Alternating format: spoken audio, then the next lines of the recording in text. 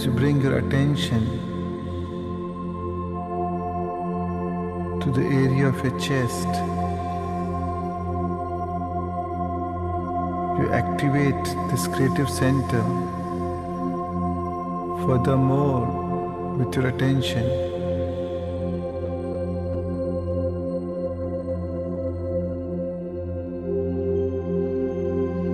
With every breath, you awaken your heart furthermore.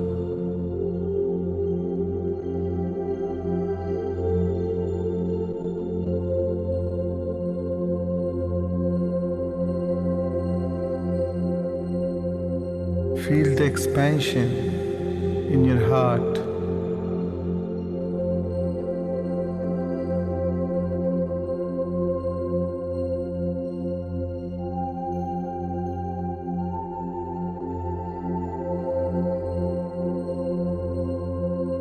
Tune in to the pure positive energy of your inner being.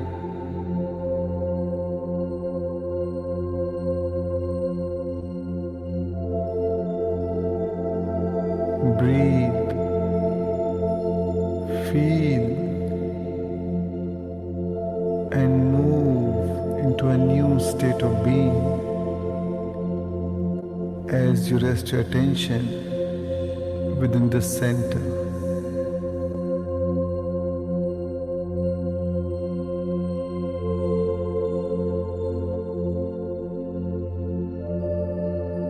Your heart is a bridge that connects you to the source energy.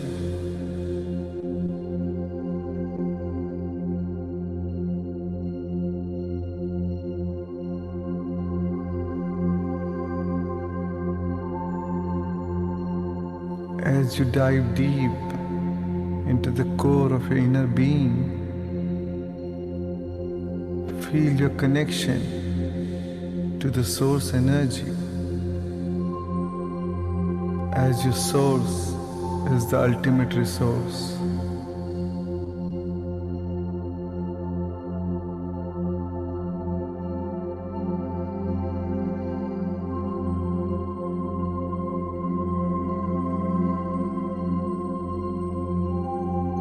As you breathe from this creative center,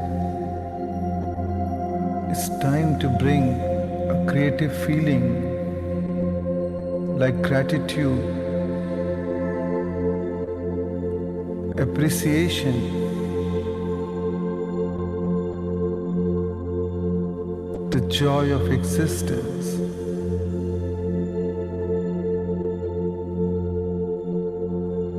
Falling in love with life.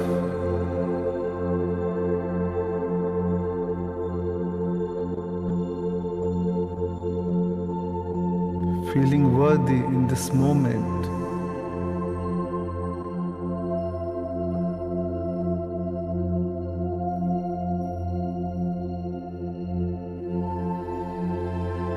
Be thankful for all the wonderful things that you have in your life. Acknowledging the good that we already have is the foundation for all abundance.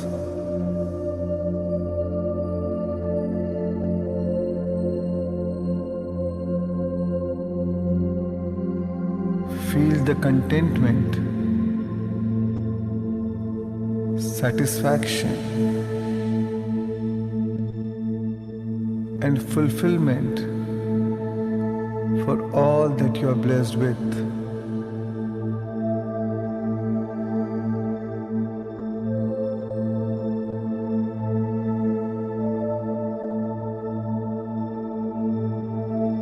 A grateful heart is a magnet for miracles.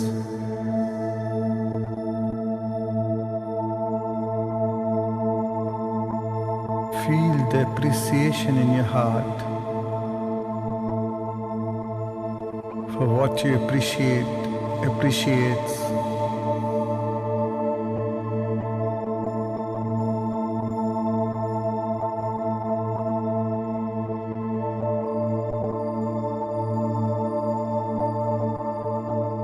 true appreciation to be alive in this moment, allowing the song of your soul to be heard and to be felt by all, and the energy of love being broadcasted into the field for the greatest good of all.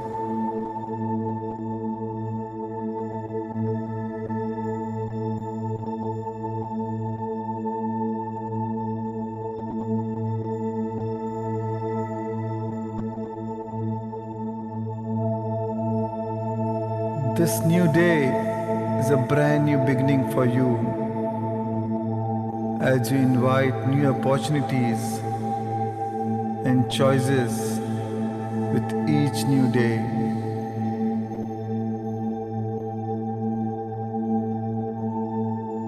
The universe is full of possibilities and potentials and is eagerly waiting to align itself with the new you.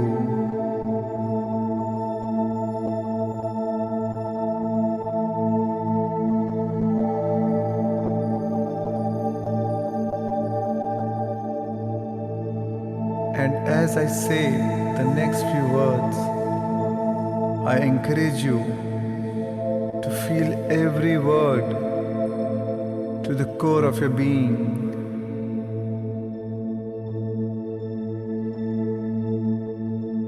Feel every emotion vibrating in each and every cell of your body.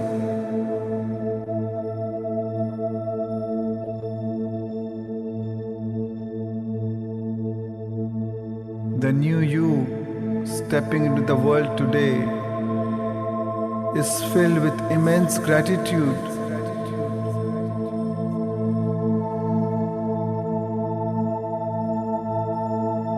confidence,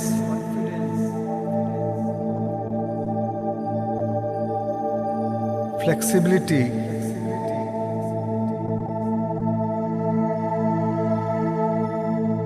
openness,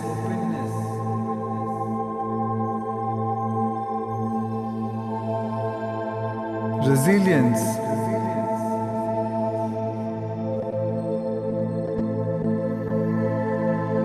humor,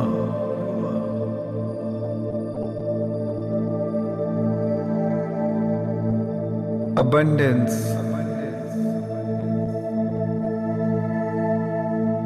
prosperity,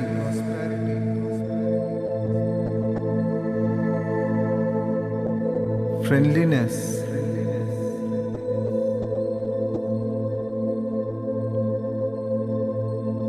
vitality,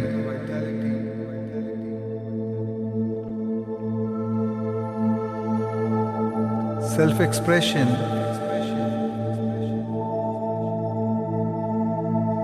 passion,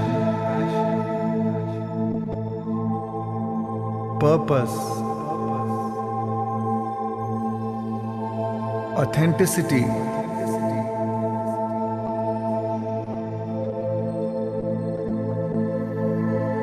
higher wisdom,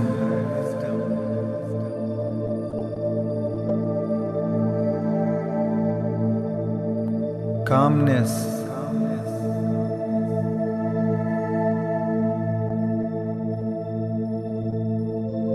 simplicity,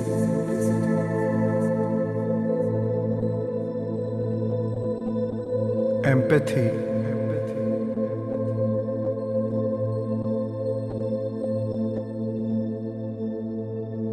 detached awareness,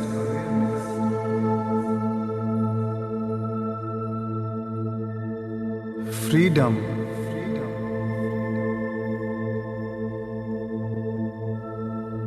adventure,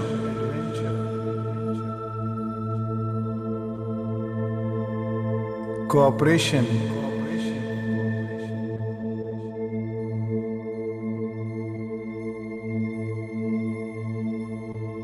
open-mindedness, synergy, forgiveness,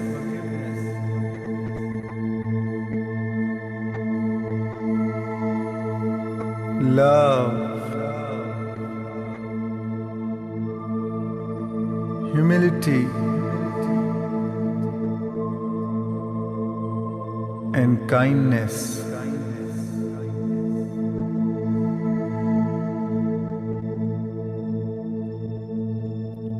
There is nothing missing in you.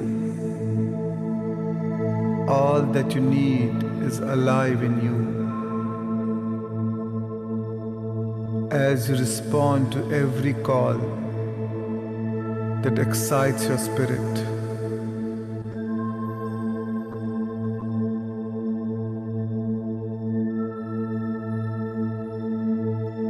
remember this feeling. As you chase the feeling, not the experiences.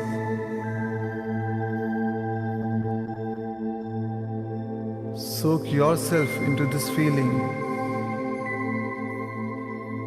and remember it by heart.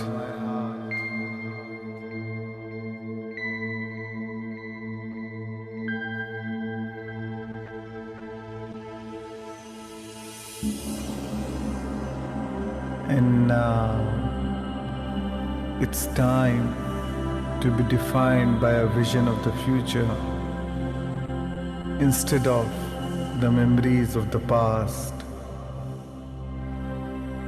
and to move into a new state of being.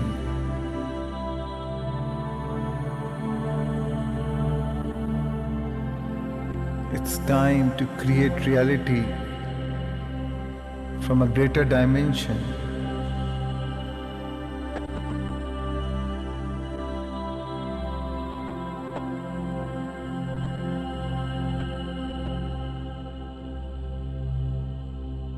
What was that vision of the future that awaits you?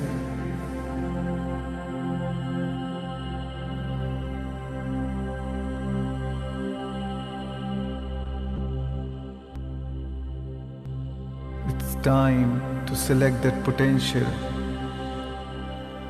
that already exists in the quantum field.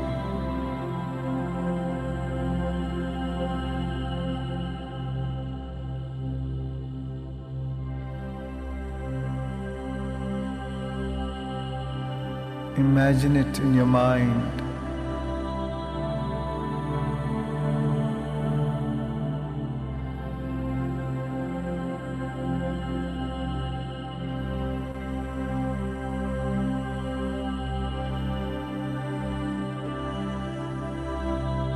Embody that future now.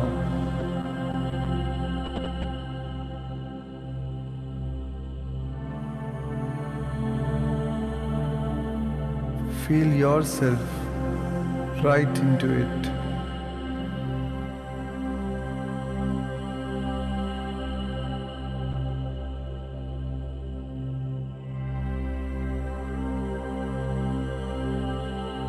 Give it all the tones and sensory vividness of reality as if it's happening now.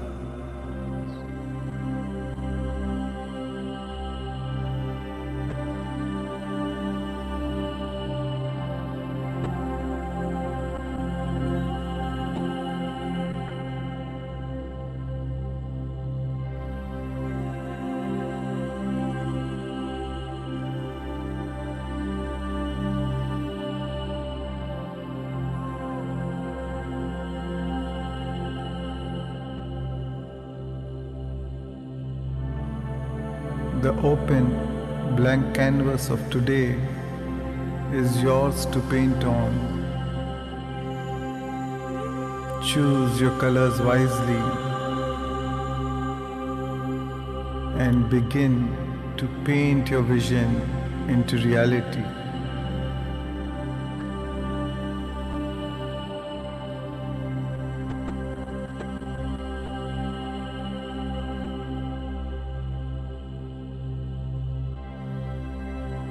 This vision is not separate from you. Let the images come to you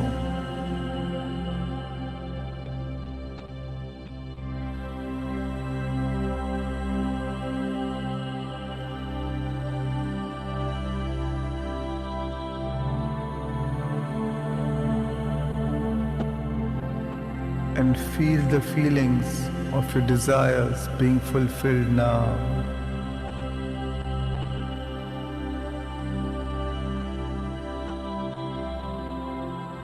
Combine your clear intention with an elevated emotion.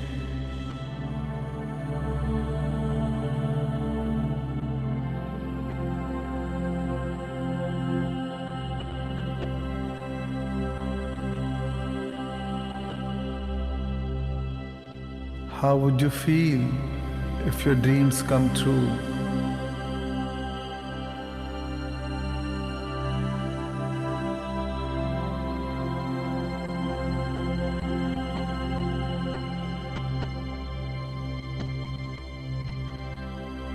Focus on this elevated feeling as what you feel about, you bring about.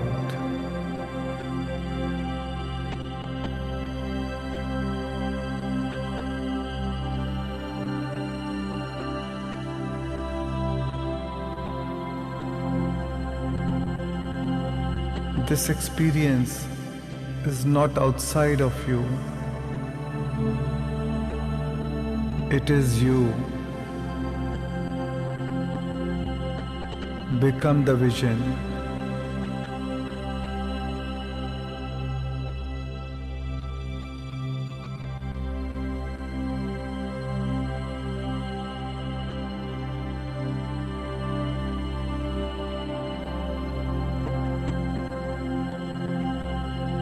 Visualize and emotionalize.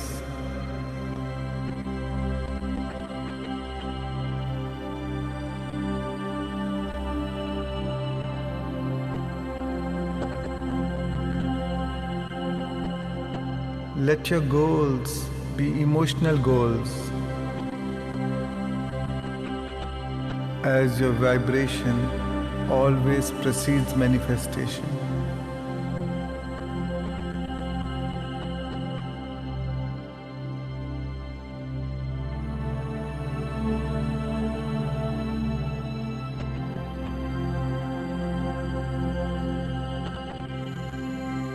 Drop the resistance,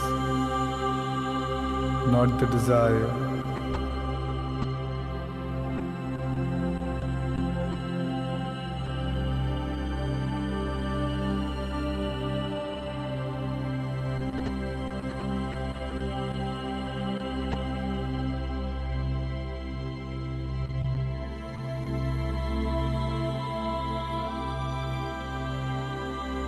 Teach your body emotionally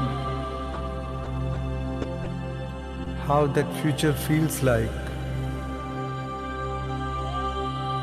and move into a new state of being. As you change your energy, you change your life.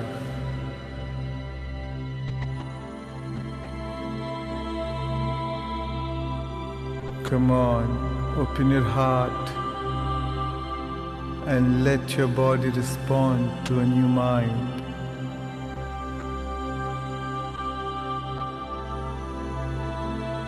It's time to step into that future now.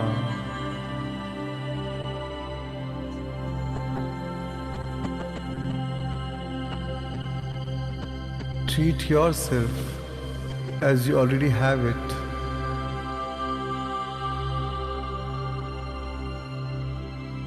Treat yourself as you already are what you would like to become. If you believe you deserve it, the universe will serve it.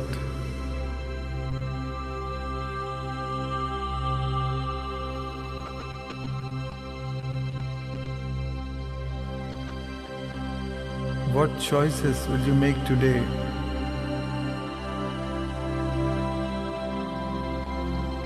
And what behaviors would you demonstrate?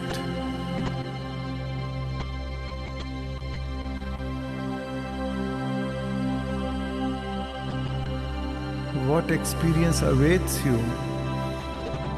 And how will they feel?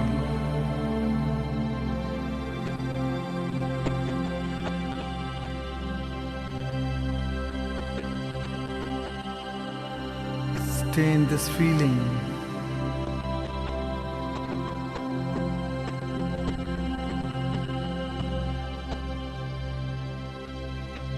When you are thinking, you are in an asking mode. Only when you're feeling, you are in a receiving mode.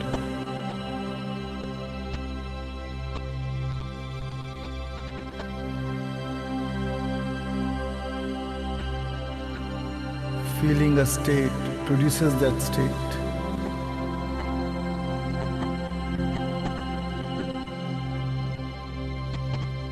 Feel the thrill and exhilaration of creating the life you desire.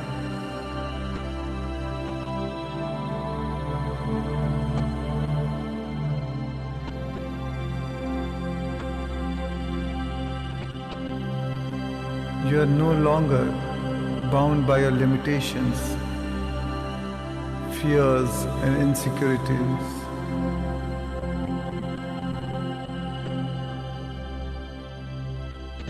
It's time to remind yourself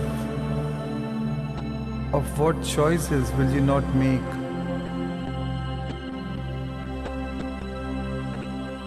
What behaviors will you no longer demonstrate?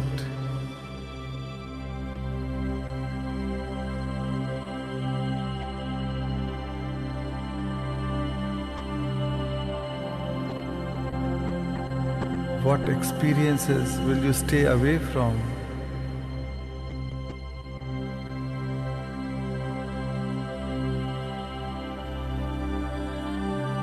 And what emotions and feelings will you no longer embrace that will cause you to return back to your familiar old self?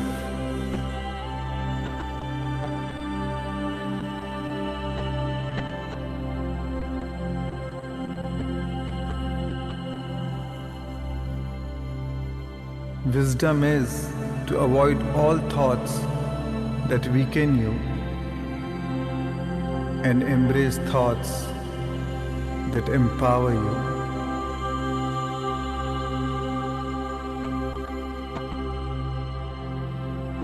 Remember, if it does not evolve you, it does not involve you.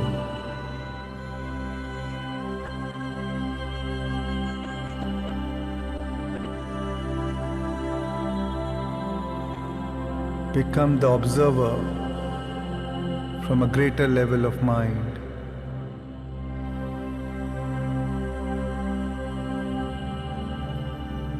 Today, you will be a host to your future and not a hostage to your past.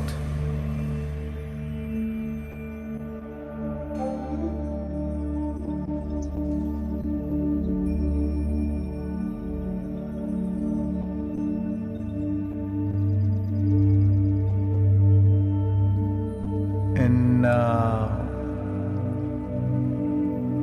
Divine One,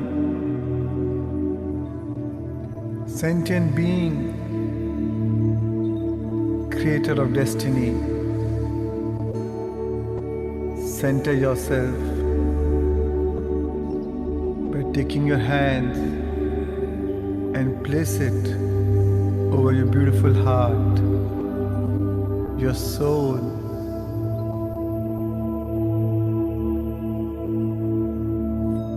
And feel immense compassion, care, and kindness towards your beautiful self.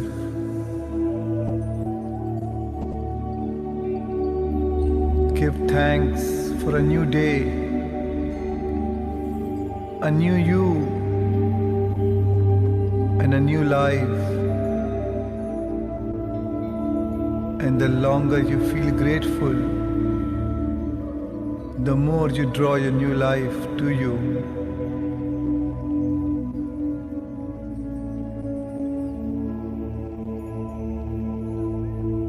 tune in to this feeling of gratitude and excitement.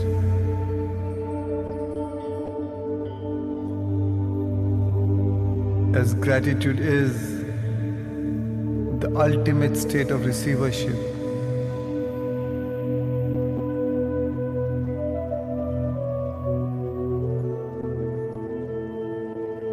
Allow yourself to let this feeling of gratitude grow as I take you through inspiring affirmations to prime you for your new day.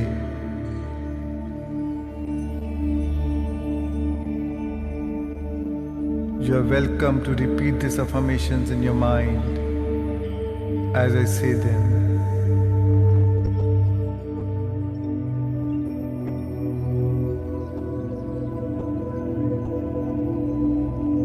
Today is a great day, the best day of my life.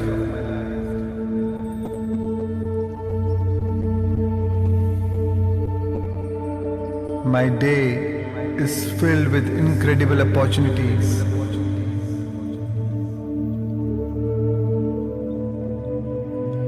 I embrace the present without any resistance.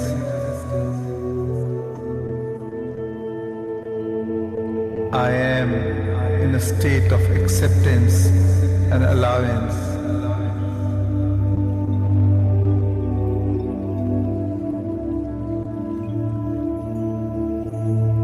Love is the basis of all my emotions.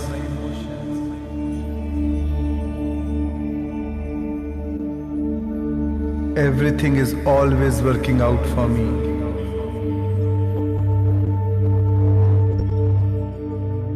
The universe is aligned in my favor.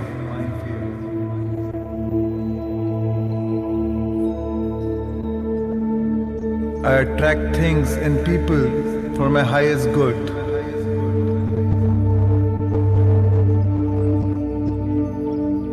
I am vibrating at my highest potential and achieving all my goals with effortless ease.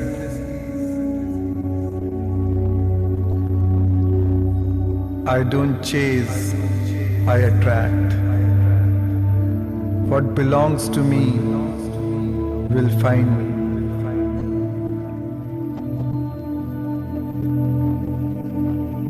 I am filled with vital energy.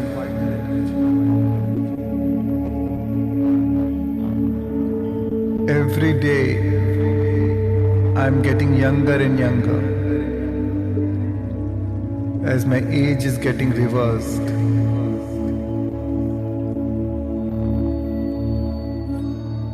I am a wellness producing machine 24/7.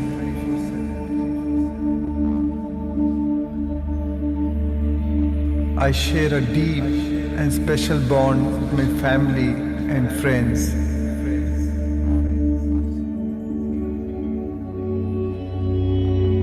I enjoy the freedom that comes to me when I don't take things personally.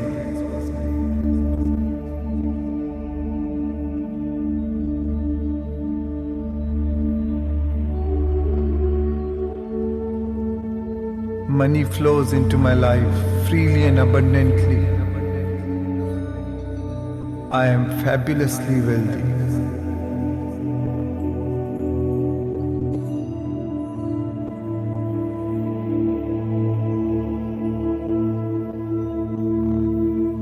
I have a mastery of self-control over my thoughts and feelings. As a change of feeling is a change of destiny.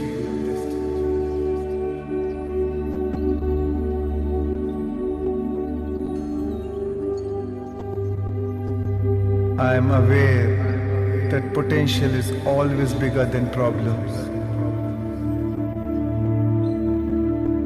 As problems are opportunities in disguise.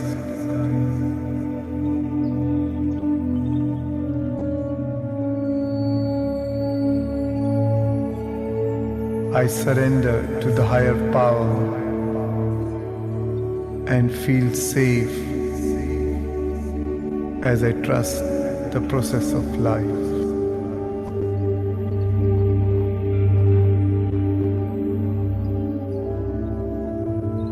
So Divine One,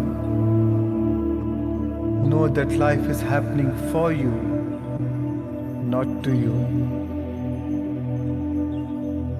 Let your vision be more vivid than your current reality, so that the action is inspired by your vision and not from the current state. You are a unique expression of the infinite. Your life matters. You are born for a reason, not for the season.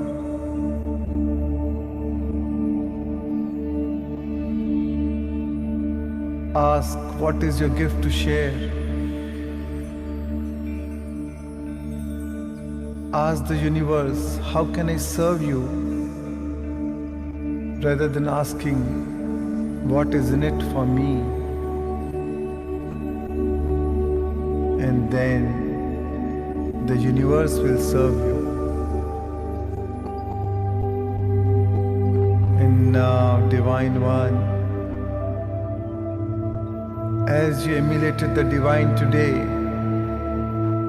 and made contact with it,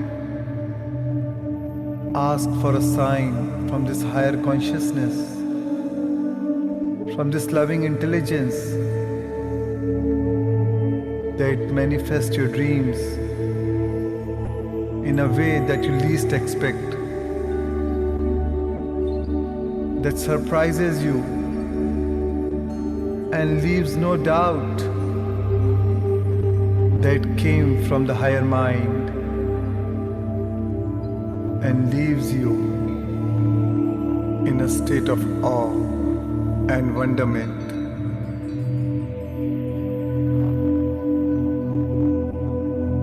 Breathe,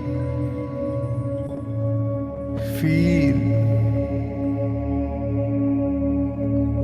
smile, and radiate your love into life. And receive the love from all of life.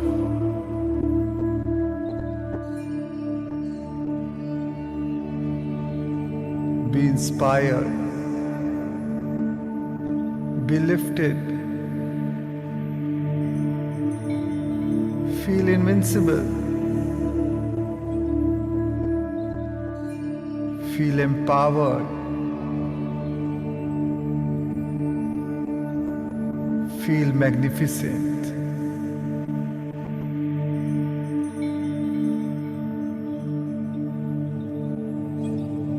Remember this feeling in your heart.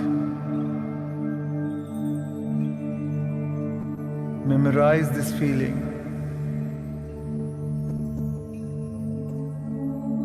Treasure this feeling. And remember it by heart.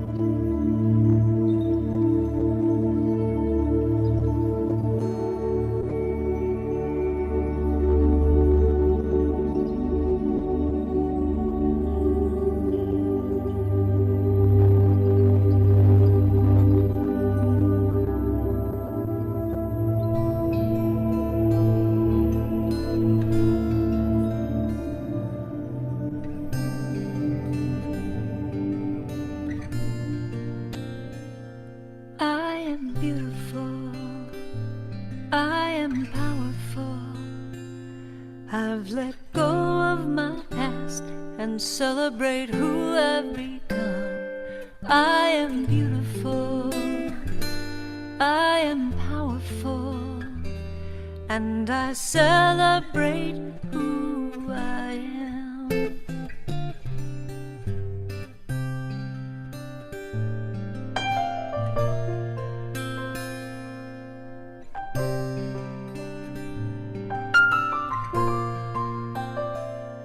I am beautiful, I am powerful. I've let go of my past and celebrate who I've become.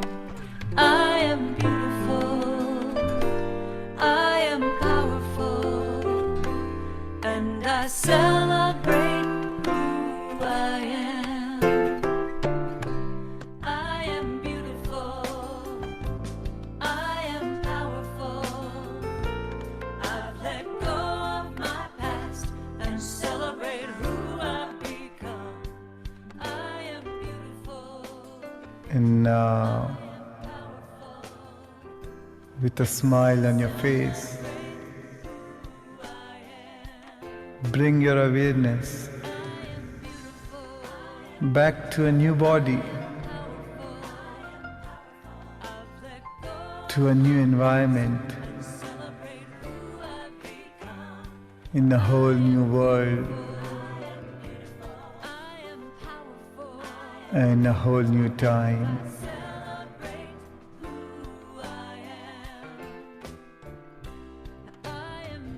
Thank you for giving me the privilege to be the part of the very start of your day. Immense gratitude for trusting me with your day. Whenever you're ready,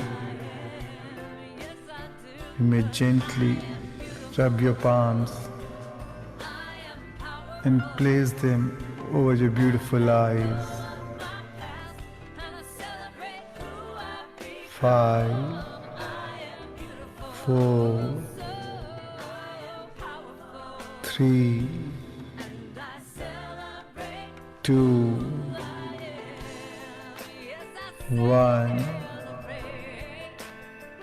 and slowly open your eyes and come back to this three-dimensional reality.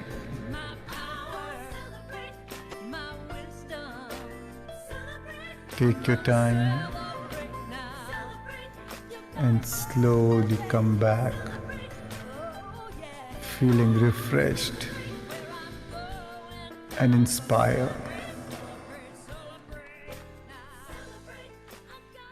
Thank you for your time. Have a glorious day. Make your life a masterpiece, my friend.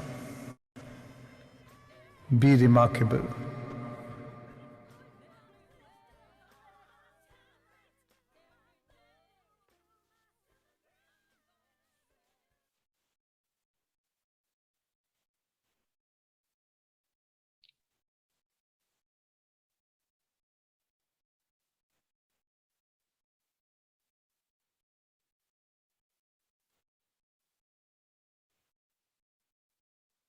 Thank you.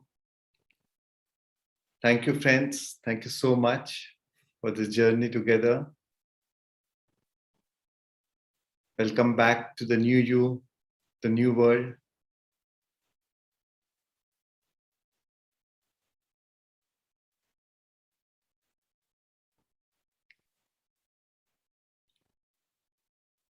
So, friends, maybe we can take one or two sharing. I think Olinda has raised their hands, and then we can start with the session, while others may take time to come back and. Yeah. Oh, yeah, Olinda. Yeah, good morning to you, sir. Sir, I just wanted a recording of this today. Is it possible? Because I was late in coming for Yeah, it. of course, we'll share the recordings here. Thank you so much, sir. Thank you. PK Jain.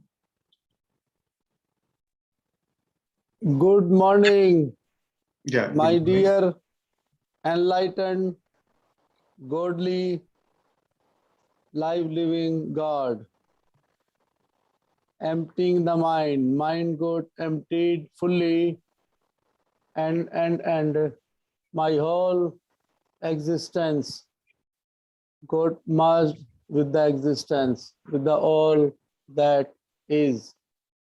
When I attended your first session, words came from somewhere. जादूगरों के बाप, जादूगर. You are a miraculously miraculous magician.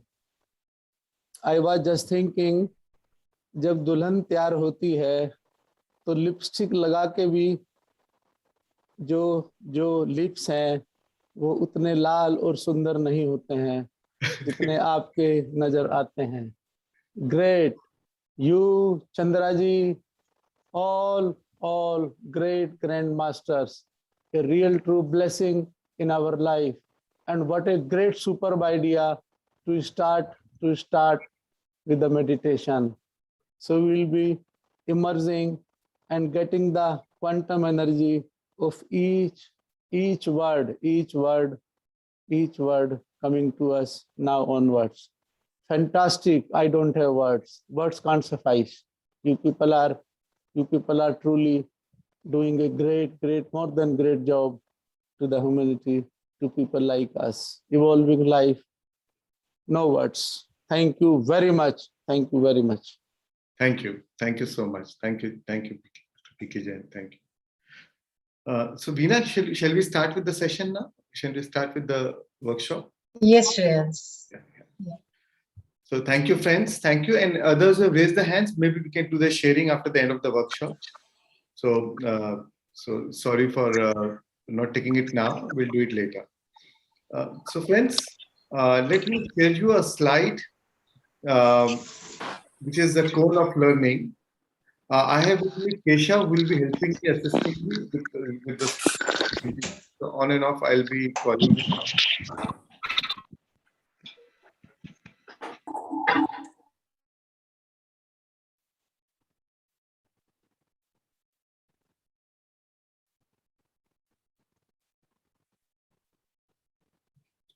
So, friends, this is a cone of learning. So what we tend to remember. See, 10% of what we remember, 10% of what we read, 10 to 20% of what we hear, the words we hear, 30% of what we see. Remember 50% of what we see and hear. It's like when you go and watch a movie or go for an exhibition or watching any live demonstration, you remember 50% of it, right? And 70% of what we say. The once you start saying it, once you start sharing it with others, you most of the time you remember it. 70% of what you say. And for me, I felt teaching is the best form of learning. The moment I started sharing it, started teaching, I could remember it consciously and able to apply it in my life. At least it made me more aware. So 70% of what we say, and we remember 90%. We learn 90% from what we do to really physically demonstrate in a day-to-day life, right? And especially even in your real life experience. Even doing a dramatic presentation where you enact something, so then you tend to remember, right? So what is most important is actually doing, and today we are going to follow all this. We are going to see, we are going to hear, and we are going to do. So like in meditation, we mentally rehearsed what we want to be. So the idea is so that it gets integrated into our consciousness, and it gets integrated into our long-term memory, and we are inspired to take action from that feeling, from those emotions. We always think equal to our emotional state. So as Confucius said, I see and I forget. I hear. Keshav, can you enhance this? Can you share the slide?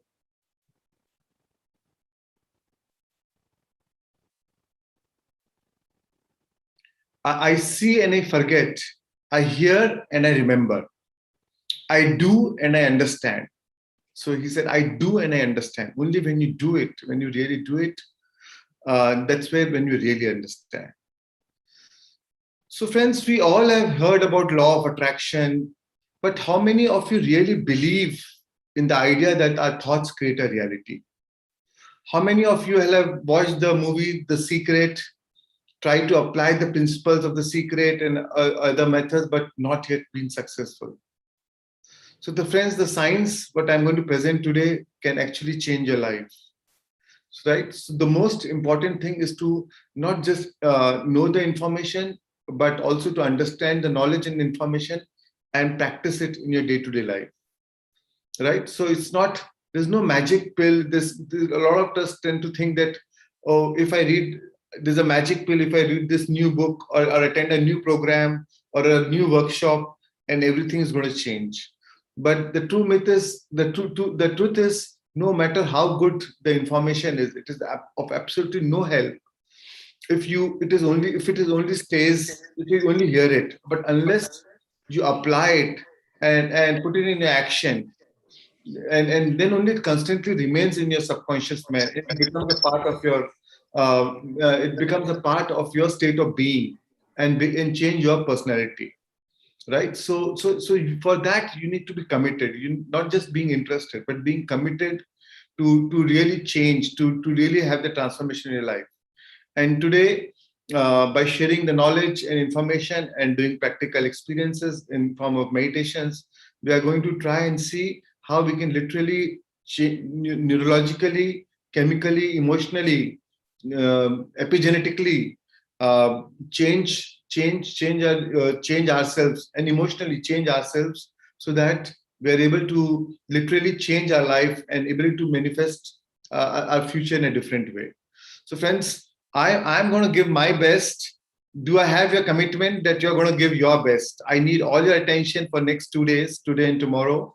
So I need your commitment that you'll be fully attentive, fully aware, and be with me. So if you rest, if you're yes, then just write yes or Y on the chat, so I know that we are all in together for 2 days. Great. Thank you, friends. Thank you. Thank you. Thank you so much. Amazing. Lovely. So friends, let me share by sharing my story of how I go into spirituality quickly, and then we'll start the workshop. So friends, my journey started in 96. My father passed away, and I was going that state of, I was in a state of depression. I was going through a lot of fear, a lot of anxiety, a lot of insecurities. It was a sudden death. He was just 46. And I was feeling a lot of burden. I didn't know how the life is going to be. And because, and going through, of course, a lot of grief. I had a younger brother who was just 8 years old. My mother was in a joint family. I was in Bombay. My mother was living in Betul, my hometown in MP. So in a joint family. So a lot of insecurities and a lot of thoughts in my mind going on, and at the same time going through the grief. So, and after 6 months, I was detected of chest TB, and it was active TB in my chest. And when the TB was detected, I really broke down. I remember going to the temple and crying a lot and seeking God for some divine help, because I did not know how to carry on my life anymore. And I really surrendered and asked for some help, because I realized that if this is the way I'm going to live, I may not even live. I may die, and it could start with TB and it could end in something else. And I knew that I was not in the right emotional state. And the moment I left the temple and I was coming home, my sister called me that Shreyans, one meditation teacher, is coming to Bombay, and can he stay with you for 2 days, because after 2 days is going to go to Hong Kong. So can he stay with you for 2 days? And that teacher happened to be Brahmashi Patriji. Brahmashi Subhash Patriji, the founder of Pyramid Future Societies movement, as you all know. So, and I had no idea about who he was. And I thought, okay, he's just coming to stay with me. I mean, it's fine. I mean, I was staying alone in Bombay. So he stayed with me. And next day, uh, when he stayed with me, I started my medicines. I had a 9 months course for this TB. So I was taking medicines. And he asked me, what are these medicines for? And I told him, sir, I'm going through a TB and my father passed away and I'm going through a lot of grief and I'm very depressed. I'm very anxious. And now I've gotten TB. So that's why I'm taking these medicines. So he said, your TB is like a fire. Your TB is like a fire alarm, but your real fire is your grief. By taking this medicine, you'll only shut the fire alarm, whereas the real fire will continue.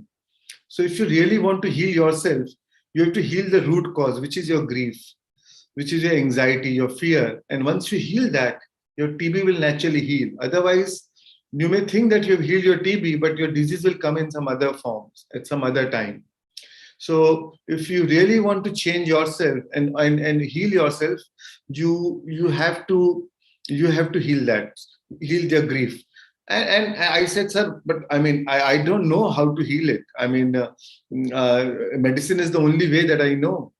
And he said, that's why I'm here today. I'm not here. There's no coincidence. I'm here for this. And so first time, then he made me do meditation. And when I did meditation with him, probably around for 40 minutes, I felt a strong flow of energy. He was alone playing flute, guiding me. And I felt a strong flow of energy flowing into my heart, to my chest area. I had a chest TB. And I remember after 40 minutes, when the meditation got over, I was feeling so calm, so peaceful, so relaxed. And like that feeling I'd even forgotten in those last 6 months, that one can even feel this so nice. It was as if I've taken a bath after 6 months. And actually it was a cosmic energy bath which I took. uh, and that feeling was so profound. uh, so I realized that first time experience what meditation is and really how it can transform your thoughts, transform your emotions. And he told me, if you don't need to take medicines, you don't need to depend on any doctor. Your body has the capacity to heal itself. And your body is the biggest pharmacy of chemicals. You can heal yourself. And if you stop your medicines and do meditation for 40 days, you can heal yourself. And the feeling of was so profound that I committed him, yes, sir, I'll stop medicines and do meditation for 40 days and give my best. And next 40 days, and that's how I started meditating. He gave me 2 books, The Power of Your Subconscious Mind and The Art of Creative Visualization. And I was reading those books and I realized how much, what is subconscious mind, how powerful is the subconscious mind, how we create our own reality, though subconsciously. But if we are conscious, we can create a reality consciously. And we have the power to heal ourselves or to manifest whatever we want in our life. And that book, that Art of Creative Visualization, I was practicing all these visualization techniques for healing myself. And that's how my journey started. But I didn't want to leave anything to chance, because I know I had stopped medicine. So somebody told me, oh, Reiki is good for healing. So one weekend I did a Reiki course, another weekend I did a pranic healing course, another weekend then I did a Silva method of mind control course. And then after a month, when I went for my chest X-ray, which I have scheduled appointment after a month. So I got my X-ray done, and the doctor was shocked. He was surprised that the TB was completely gone. There was not even patches on my chest. And he was shocked, and he asked me, I mean, this is 1 in a million case that I've seen that the TB is completely gone in a month's time. And he said, are you taking your medicines? I said, yes. And he said, make sure you continue for next 8 months, because if you don't take it, it might come back. So of course I told him yes. I mean, I didn't explain him all that I'm not taking and I'm doing something. So, but when I came out of the doctor's clinic, I had tears of joy.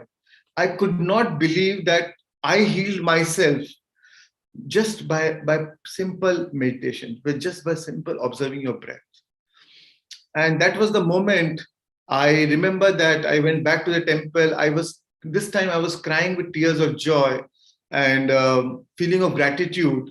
And I made a commitment that this lifetime I want to spend my time, and I want to devote my time, or as a mission, as a purpose, spreading meditation now, to how to reach out to the world and let people know about this meditation technique. And that's how my life started. That's how I got into spirituality, and since then I've been in regular touch with Brahmashi Patriji, and under his regular guidance, and then I got to know so many great masters with him, like Dr. Newton, Dr. Lakshmi, Chandra, and many more like that, And I found my soul family, and this is how my journey started. And by that time I was so hooked on to meditation. Even though I healed my TB, I did not know how to start my day without meditation. And then I realized that in next few days, whatever I was thinking, I was able to manifest in my life. And I was no more going through grief. Those 6 months I disconnected from all my friends, my social life. But now I had that again, that zeal and that enthusiasm to go back to my life, to normal life, connected back to the friends whom I wanted to connect back, and got back to work, office. I was doing CA, so I started studying, and got back to the all my life with enthusiasm. I was no more going through that grief. Not only did I heal emotionally and physically, but I realized that I was full of passion. I was full of excitement and a lot of confidence. Now I knew that no, I have the power. I can change myself, and this is how my life started. And when I started into business, I was whatever I was thinking, I was able to manifest. During the same time, my family partition happened. My business was going through I was given a factory which was a sick unit, and there was no money to even pay a salary, and I needed minimum 2 crores to start the business. And I started visualizing that I'm getting I've gotten 2 crores now. My factory is running. I paid the salaries, and now my factory has started, and now I'm making money, and money is flowing into my life. I started visualizing that and feeling it as if it's already happened. Next 1 week, I went to meet and see a buyer, and I told him I can. He wanted a commitment for my products. I had an edible oil extraction factory that if you commit your production for 6 months, 3 months, I would like to buy. I said I can sell it, but I have no money to run the factory. I just went through a business partition, so I need some advance. And first time I met him, first time I met any buyer in my business, because I was new into business. I don't know why he trusted me, and he gave me a check of 2 crores. And I was thinking, I was shocked, I was surprised, and I was thinking that, oh, I was visualizing for 2 crores. And then I thought, why didn't I think of 5 crores?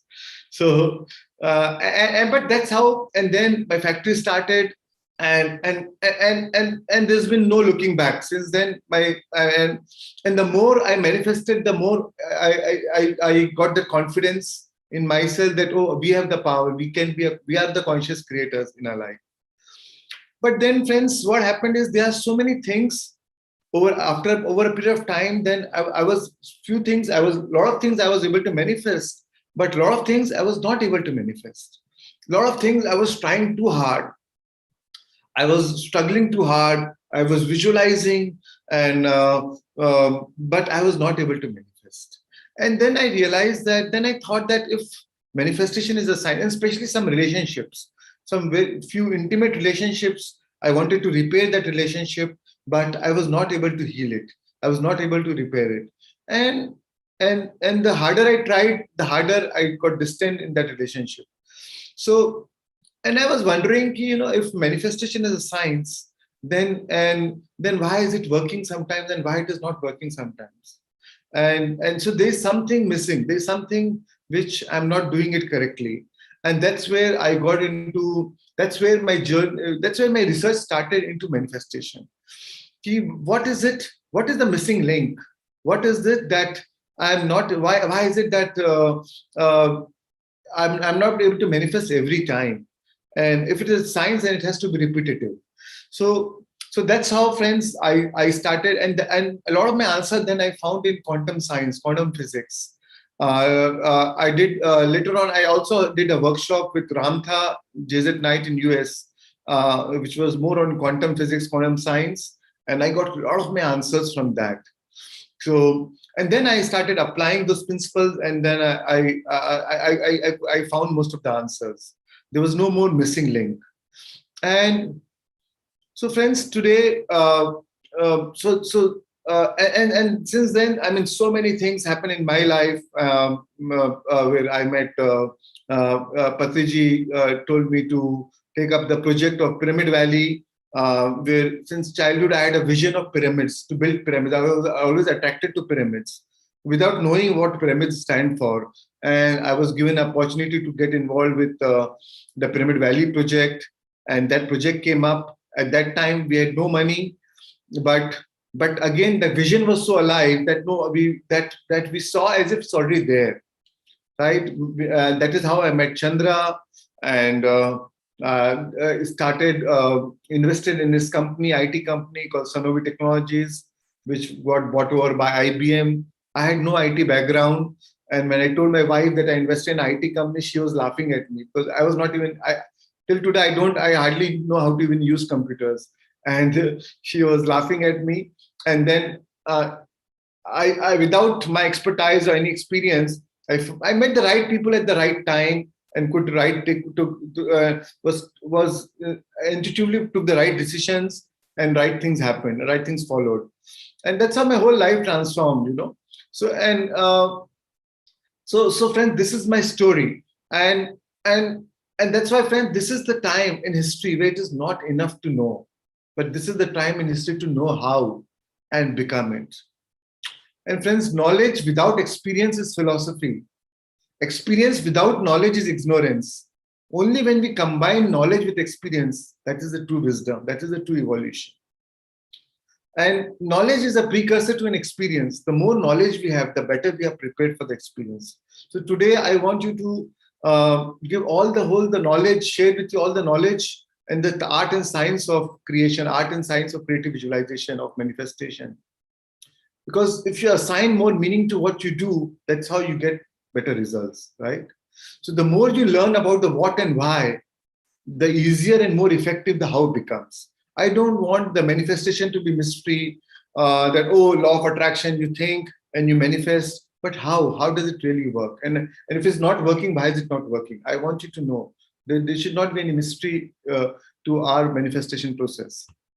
So friends, we have, and I know Chandra must have covered this in this 40 days workshop, that most of the time, most of the things which I'm covering, I might be repeating it. So bear with me. But anyways, the more you learn, even if with repetition, it becomes a part of your cellular memory. And the more you even hear the same things, it may deepen your experience, and it deepens the imprint in your subconscious mind. So friends, we have 60 to 70,000 thoughts in a day, right? And 95% of these thoughts are actually repeated from our past. Let me share a slide with you. So the research shows that 95% of whom we are by the age of 35 is a set of same memorized thoughts, behaviors, actions, which we have always done, which is coming from our past. So we think we have a new day, but if you have the same thoughts, if you have the same emotions, if you make the same choices, there is no change in your life. Our future is no different than our past. We're reliving our life. So we think we have a new life, but actually there is no life. We think we have a free will, but actually there's no free will, because 95%, because we have, out of the 60 to 70,000 thoughts in a day, 95% we're repeating the same thoughts, right? So that's why we are not able to change our life. So friends, let me share a slide with you. So this is the image. uh, only 5% of our mind is a creative mind. 95% is habitual, right? 5% is a conscious mind, which is the free will, which is our wishes, aspirations, dreams, desires, positive thinking. But 95% is habitual, which is already hardwired into a brain, which is a part of your subconscious mind. So we have a conscious mind and we have a subconscious mind. So 5% conscious mind is the creative mind, which is a free will, right? Subconscious mind is the habitual mind, which is a subconscious, which is a program, which is like any skill, any habits, like your emotional reactions, your hardwired behaviors, your conditioned responses, you know your routine thoughts and feelings, your associated memories with some people. The moment you see that person, you think of those old memories, whether it is your partner, whether it is your mother-in-law. The same memories come alive, right? Your attitude, your beliefs, your perceptions. So subconscious mind is like a record playback of the old memories, of the old emotions. And the moment you go into a certain situation, your body is instinctive. You just feel it, and you have no control over those emotions, through those thoughts, right? So that's why, friend, only 5% are creative. 95% of our thoughts are habitual. 95% of emotions are habitual. And this 5% conscious mind represents our brain, our conscious mind. 95%, which is habitual, represents our body. This All these emotions, all the past, whatever emotions we experience, is stored in our body. So our body is a subconscious mind, because then our body reflects that subconscious mind, which is instinctive, which is just, it just behaves, right? So friends, thoughts are the language of the brain, and feelings are the language of the body, because all these emotions, these feelings are stored in the body. It is the body which feels, right? So remember, thoughts are the language of the brain and feelings are the language of the body, right?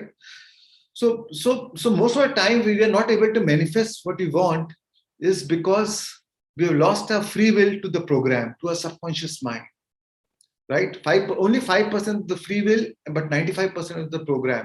We want to think abundant, but we are feeling lack.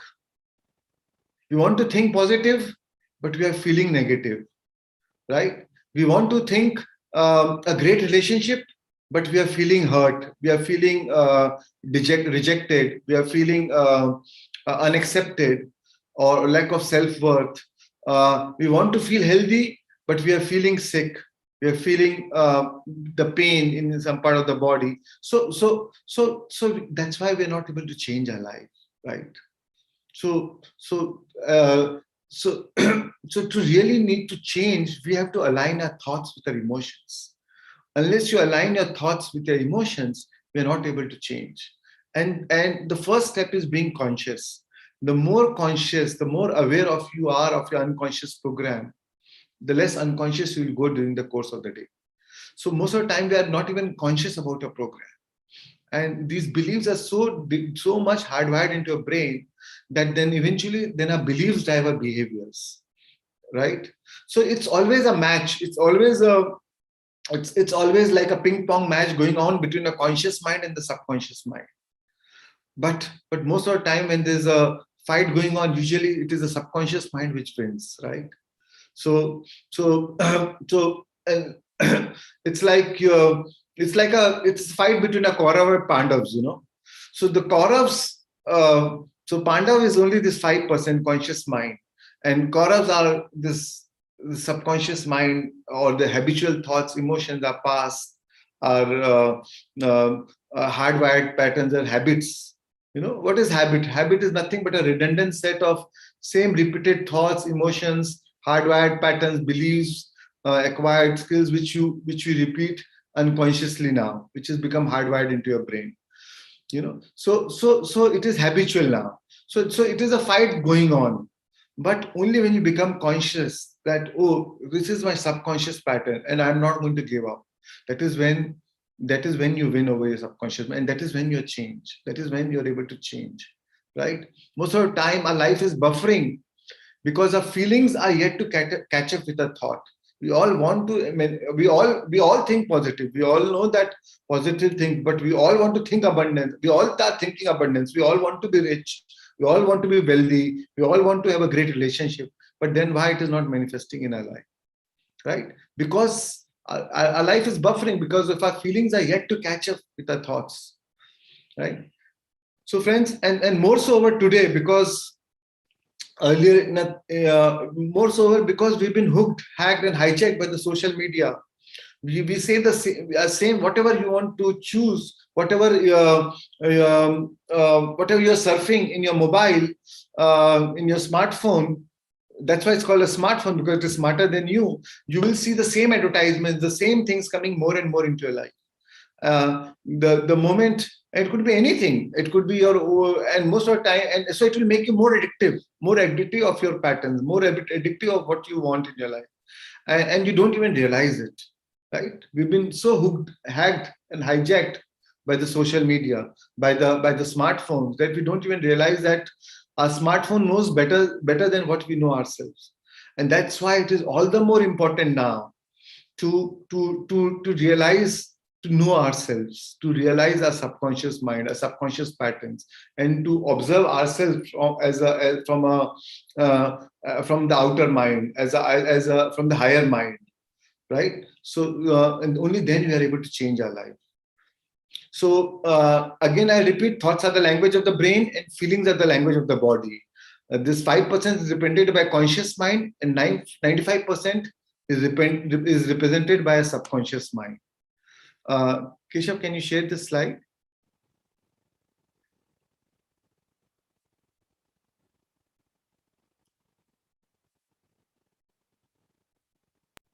Yeah. So friends, as a human being, we have two unique gifts, which is of our mind and speech.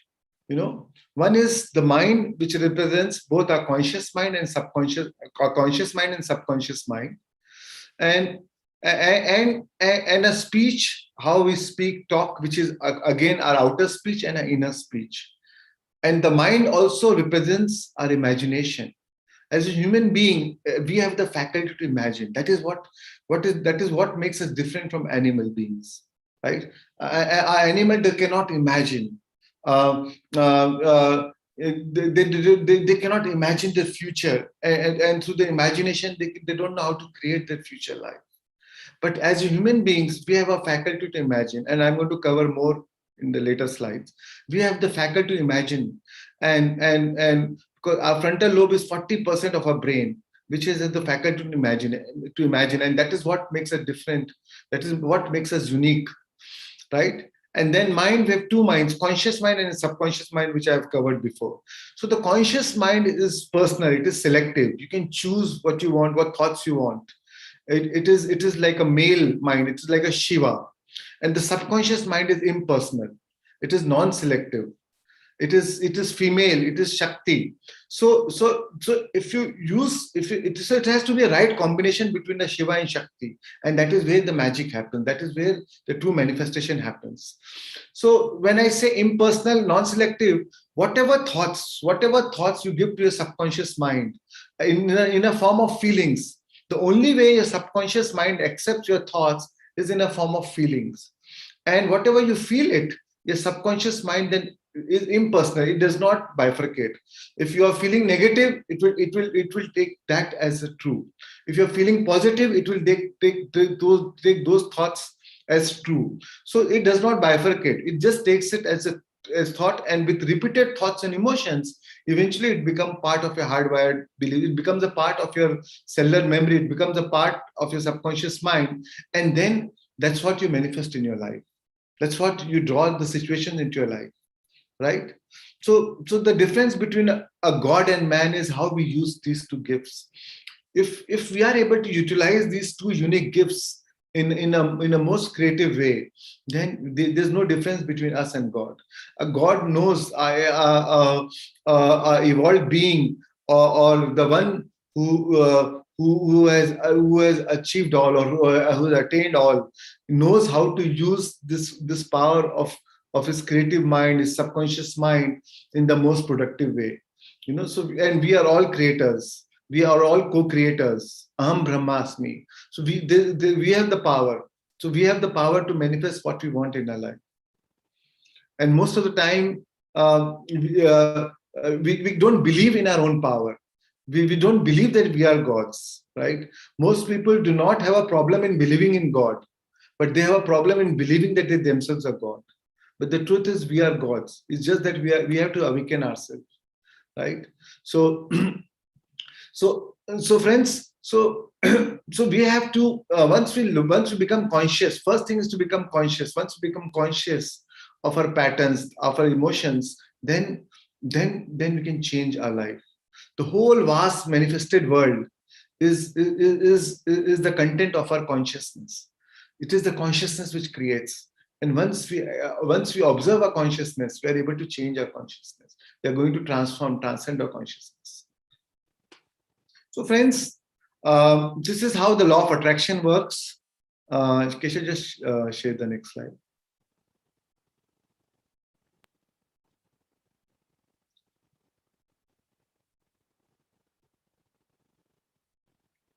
Yeah, so you can see in the slide, friends, our thoughts are electric and the feelings are magnetic, right? How the law of attraction works? Through our thoughts and emotions, right?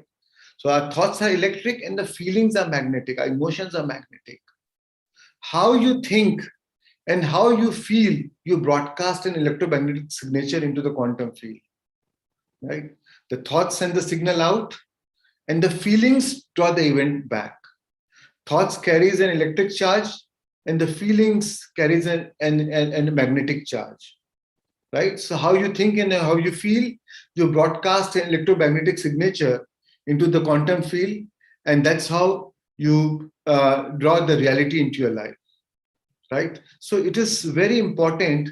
So it's very important to be aware of your feelings. Most of the time, we are only aware of our thoughts, but like say abundance. The more we obsess about being rich or being abundance in our life, but if you're feeling lack, the more you'll draw lack into your life. Even though you're thinking positive, you're thinking abundance, but we are going to draw more lack in your life because your feeling is coming from your old state of being. And that is where the manifestation fails. That is where we sabotage our conscious mind because your feelings are in the opposite direction. And the feelings are magnetic. It is the feelings which draw the events into your life. So, and in fact, the thoughts are being carried on the frequency of emotions. It's like our thoughts are like a driver. It's like a driver, but the emotions is like a vehicle. It is your thoughts carry on the feeling or on the emotions. So it's like, so you may be a best driver, but if you don't have a vehicle, you can't go anywhere, right? So you may have the best thoughts, but if you are not with the feelings, if the emotions, if it is not aligned with the corresponding emotions, corresponding elevated emotions, you can't reach anywhere.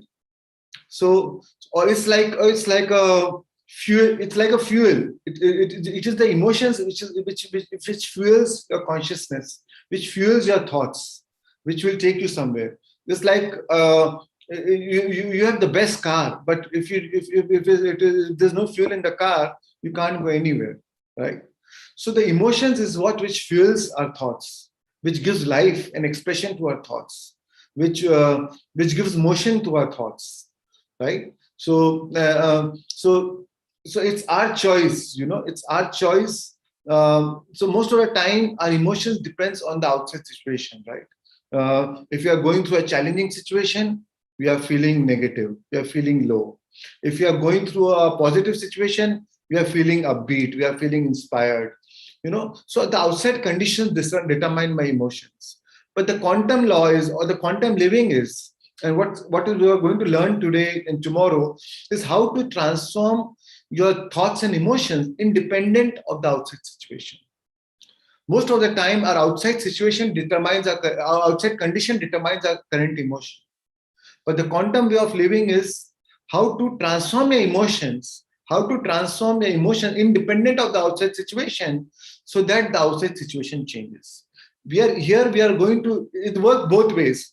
Your outside condition can determine your emotion, or you can take the power back to yourself and change your current emotional state so that it transforms the outside conditions. This is how the law of attraction works.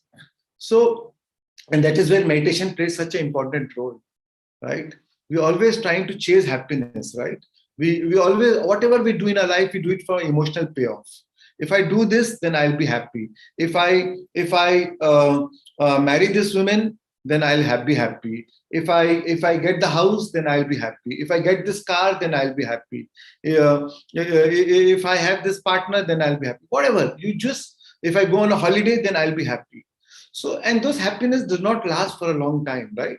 So you get that dopamine rush for a few days, few hours, few days, and then you go back to your old state. Then again you want something else. Then you'll be happy. You always keep postponing happiness for something in future to come, and then you'll be happy. And when that future comes, which always comes in a form of present moment, and when that comes, then again you are trying to chase something else, right? So, so friends, and then, and if it is not happening, then you feel rejected, you feel dejected, or if any challenges come, any suffering comes, then you are hurt, and then in your vicious cycle and of depression or anxiety or pain, and then you draw more of those situations into your life. So friends, it is rather than the current condition determining your emotion, you can transform your emotion to transform the condition, right?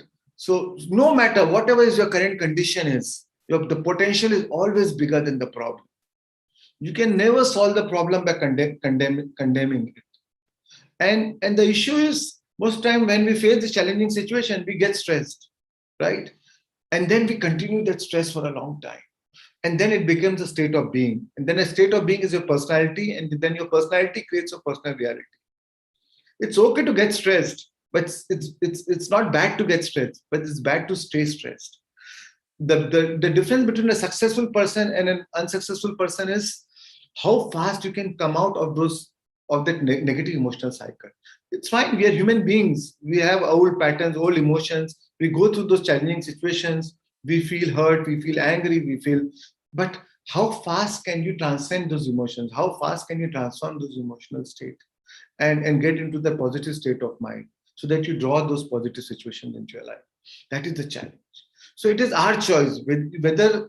So the Newtonian world was of cause and effect. There's a cause outside, and there's an effect inside. The cause is always outside, and there's an effect inside. But the quantum world is about causing an effect. You don't give the power to outside situation.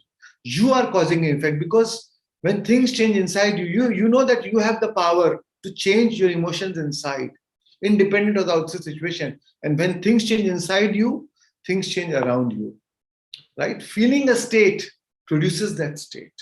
So with the power of imagination and the power of your emotions, we can transform our reality. As imaginal acts become facts, and feeling a state produces that state, right? So rather than depending on the outside situation, we take the power back to ourselves. And that is where meditation plays such an important role. Meditation is such a powerful tool to just to focus on your breath, go into the altered state of consciousness, or to from theta to alpha. I'm going to cover it later, and then change your emotional state. And then changing your emotional state, your vibration always precedes manifestation. When you change your emotional state, when you change your vibration, then the manifestation will follow, right? So friends, I want to start why I'm focusing so much on emotions and feelings. I want to share you a few slides on the discovery. There was some discoveries, scientific discoveries made in 1991, where they realized that our heart has its own brain. It has its own brain, which is independent of our cranial brain, right? So it has the heart's nervous system contains more than 40,000 sensory neurites. So these 40,000 specialized cells are like brain cells. It's like brain cells, but not the brain cells. They think independent.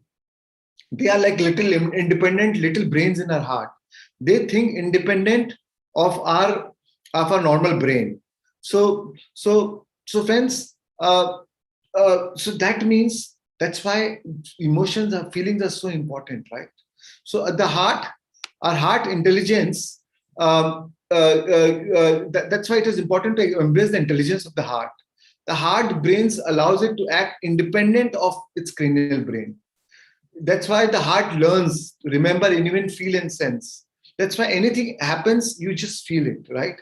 You bypass your cranial brain, right? If somebody bangs your car, you're going on a road in a traffic and somebody bangs your car, you are just angry, you are just upset. It might be, it may, and then you realize that this could happen by you also. But at that moment, you are just so angry. You're in a state of rage, fit, and it is you have no control over it, right? It is just so it is your body is on autopilot, right? So it is automatic now. So that is the emotional intelligence of your body, of your heart. Your heart represents your feelings, represents your emotional body, your body's response. So with whatever your emotions, then you draw more of those situations into your life. So your heart, it is the strongest biofuel generator. So that's why it's called emotion, energy in motion. It is what give whatever is there in the quantum field. It is your emotions which is give life, shape and form to that potential, and turn it into matter, right? So I call it EM ocean, electromagnetic ocean. So electric energy is frequency, and all frequency, so your emotions is energy, and all energy is frequency, and all frequencies carries information. So with your thoughts always carry on the information, or thoughts are the information which is carried on the frequency of emotions. So it is the emotions which give life and shape to your thoughts, right? So, and that's why it's also called, when you feel your intuition, can go with your intuition, in tune with, when you're in tune with your emotions, it is to be in tune with your inner self, right? That's why it's called intuition, right? So friends, so that's why it is so important to combine your thoughts with the emotions. It has to combine with the brain coherence, with the heart coherence. That's why in meditation we practice both brain coherence and heart coherence, right? And the research shows that our heart, as per the Greg Braden, he says our emotions are 100 times more electric than our thoughts, and 5,000 times more magnetic than our thoughts. Imagine 100 times more electric and 5,000 times more magnetic. Can you imagine how powerful our emotions are, right? So, and so it is, and when you're able to activate your emotional state, when you're able to put your heart into a coherent state, you experience, there are so many benefits, like extraordinary states of deep intuition. You experience, you become a conduit to your subconscious. You experience deep awareness, super information processing. Every time you meditate, you trigger more than 1,300 positive biochemical reactions in your body. Every time you put your brain and heart into coherence, like we did today morning. So you increase your longevity, your cardiovascular support, your immunity boost up. So many benefits. You release a chemical called oxytocin, which is a love chemical. Instead of panic attack, you get a love attack. All of a sudden, you're in a state of love. You're in a state of oneness. You're able to love everyone, right? You don't feel separation. You feel connectedness with everyone, right? And that's why it is very important to combine heart and brain, right? So for us spiritual people, they always say focus on your heart, focus on your heart. And if you meet the scientists, they'll always say focus on your brain, focus on your brain. But I feel both heart and brain are incomplete without each other. right? So it is important to marry both heart and brain, and that is where the true manifestation happens. That is where the magic happens. That is where the miracles happen into your life, and that is where you draw synchronicities and serendipities into your life. That is where, when the life becomes effortless ease, then you don't chase, you attract things into your life. Friends, I want to share one short video of healing, quantum healing. It is done there's a Chinese hospital in Beijing, and I want to show a short video, and then I'll again come back. Keshav, can you share this video?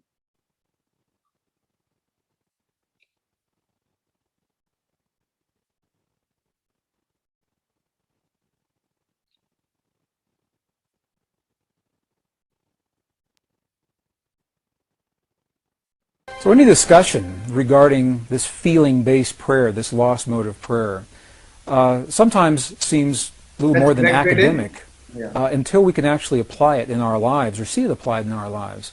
It's in the late 1990s that I had the opportunity to do precisely that. When I saw the footage documenting the healing of a life-threatening condition within the body of a living woman using precisely the kinds of techniques that we're speaking about right now. For me, it was this kind of information that took this lost modality of prayer out of the realm of academics and into something that's very real that we can apply in our lives. I had the opportunity during that time to see some video footage of the healing of a 3-inch diameter bladder cancer inside the body of a woman who, by Western medical standards, had been diagnosed inoperable. She had gone, as a last resort, to a medicineless hospital in Beijing, China. It was in this medicineless hospital where they began simply by addressing the life-affirming ways that she could change how she was living her life. They taught her life-affirming ways to breathe and life-affirming ways to nourish her body, gentle movements to stimulate the energy centers in her body. And as she was doing these and strengthening her body, at one point it made sense to undergo a process. Now I'd like to share this. I'd like to describe it to you as a very potent example of how the feeling world inside of our bodies has a direct effect, in this case a very graphic effect, on the world beyond our bodies. So in the video documentation, the film shows a woman lying on in a hospital room. She's fully awake, she's fully conscious, she believes in the process that's about to happen. Before her, there is an ultrasound technician who is running an ultrasound wand over her lower abdomen that we can see on a split-screen television. And on the left-hand side of the screen, they do a snapshot, a freeze frame of an instant in time for reference, so we can see what her condition looked like in that instant in time. On the right-hand side of the screen, we are able to watch real time as 3 practitioners stand behind her, working with the energy in her body and with the feelings in their bodies. And what they do is they begin to chant a word that to them they've agreed upon, that reinforces the feeling within them that she's already healed. The chant essentially says already healed, already done. And as they begin to have this feeling and to say these words among themselves, on the computer screen, on the television screen, we can watch in real time this cancerous tumor as it disappears in less than 3 minutes real time.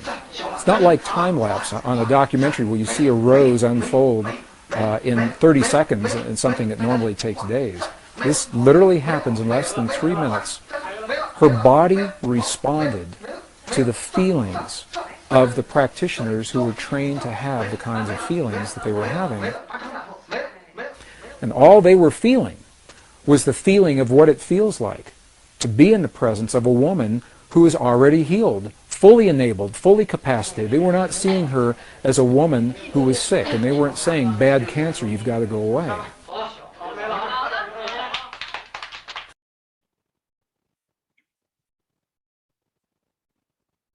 So friends, you see that. So how miracles can happen in our life too. They did not see these healers did not see her as a cancer patient. They said already healed, already healed. She's already healed. They saw her as a fully enabled, fully capacitated woman, as she's fully active now, and she already healed, right? So the whole beauty of manifestation is how to embrace that future before it's happened. Can you teach your body emotionally? Can you teach your body emotionally how that future is going to feel like before it is already manifested, before it's already happened? So that is the process, that is the journey, that is what we're going to learn today, or you must have learned in this 40 days workshop. So the idea is to how to live your life by design and not by default, right? Default mode is on autopilot, but design mode is deliberate thinking, deliberate creation, right? So friends, Einstein said the uh, the field is the sole governing agency of matter, right? So everything, the field is the sole governing agency of matter. So he says whatever you see as matter came from the quantum field. Before you could see anything today, everything was pure, just waves of energy and information in the quantum field. And with the consciousness, with the thoughts, with the emotions, it took form, right? Today, whatever we see, if suppose you see a plane today, a plane, it was earlier a plane in somebody's thoughts, and he worked on that, and then he could discover that. Or anything today, our life is, even though we have unconsciously manifested what you manifested, but it is our own creation. So we create our own reality, right? So but everything first came from that subconscious, from that quantum field, which is that no mind state, or which is unborn, which is beyond any form and shape. And with the consciousness, we give it form and shape and bring it into matter and turn it into and collapse the waves of possibilities into the three-dimensional reality and experience it as matter, right? So that's why Einstein said the field is the sole governing agency of matter. And the way to create is here, what we are going to learn today and tomorrow is how to change your vibrational frequency to that, to align with that quantum field, to tune into that quantum field and create from that dimension, and create from that state from where the actual creation happens. We're not going to create in this three-dimensional world. That's what we normally do anyways, right? Within this time and space, we are going to learn first how to change our dimension, first how to change our state of frequency, how to change our state of energy and information, our emotional state, to tune into first into higher vibrational state, and to create from that state, right? And that is what we are going to learn, right? And everything what you do in your life, and manifestation is a technology. So today I'm going to share with you the technology of manifestation. It's only a miracle unless it becomes a technology.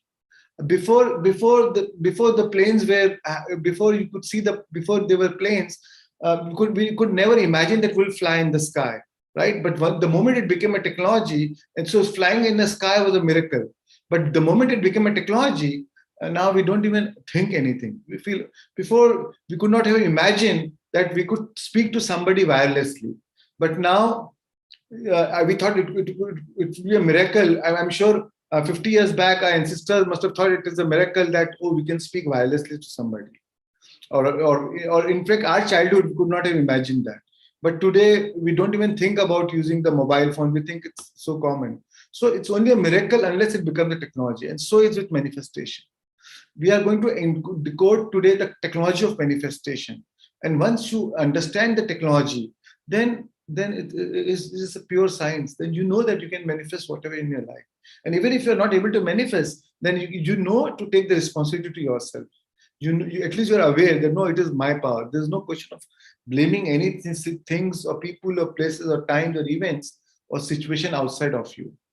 You take the responsibility. You know it is your choice. It is your choice that either you can be a host to your future or a hostage to your past. So today we are going to learn how to be defined by the vision of that future. Keshu, can you share the slide?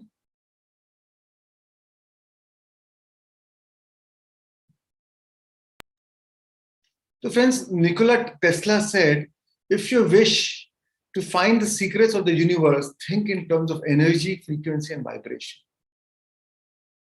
Again, I repeat, he said, if you wish to find the secrets of the universe, think in terms of energy, frequency, and vibration. Everything is made up of energy, and that energy is vibrating at a certain frequency.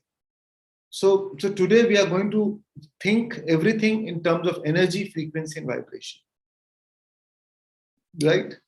As Einstein said, the field is the sole governing agency of matter. Right? So we are going to understand how to create from that field, how to create from that quantum field. And that's how we're going to change our reality. So here, friends, the journey is not horizontal. The journey is vertical. The journey is not. The journey is into dimensions. Right. Today we are living in the three-dimensional world of time and space, where whatever we want to manifest in our life, it takes time. It takes time to manifest, right? It needs a lot of hard work, effort. But today we are going to learn how to change our dimension, how to change our thoughts into a different emotional, how to change our thoughts, how to change the frequency of our thoughts and emotions first, and then manifest what we want in our life, right? So first we are going to change, going into a different dimension and create from that dimension.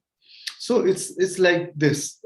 Next slide I'll share. So, we are going to first learn how to change our brain waves. That's why meditation is so important. First, to change your brain waves into a different brain state. So we are usually in a beta brainwave frequency. If you are very anxious or anxiety or in a flight and fight mode or angry, you're in a high beta state, right?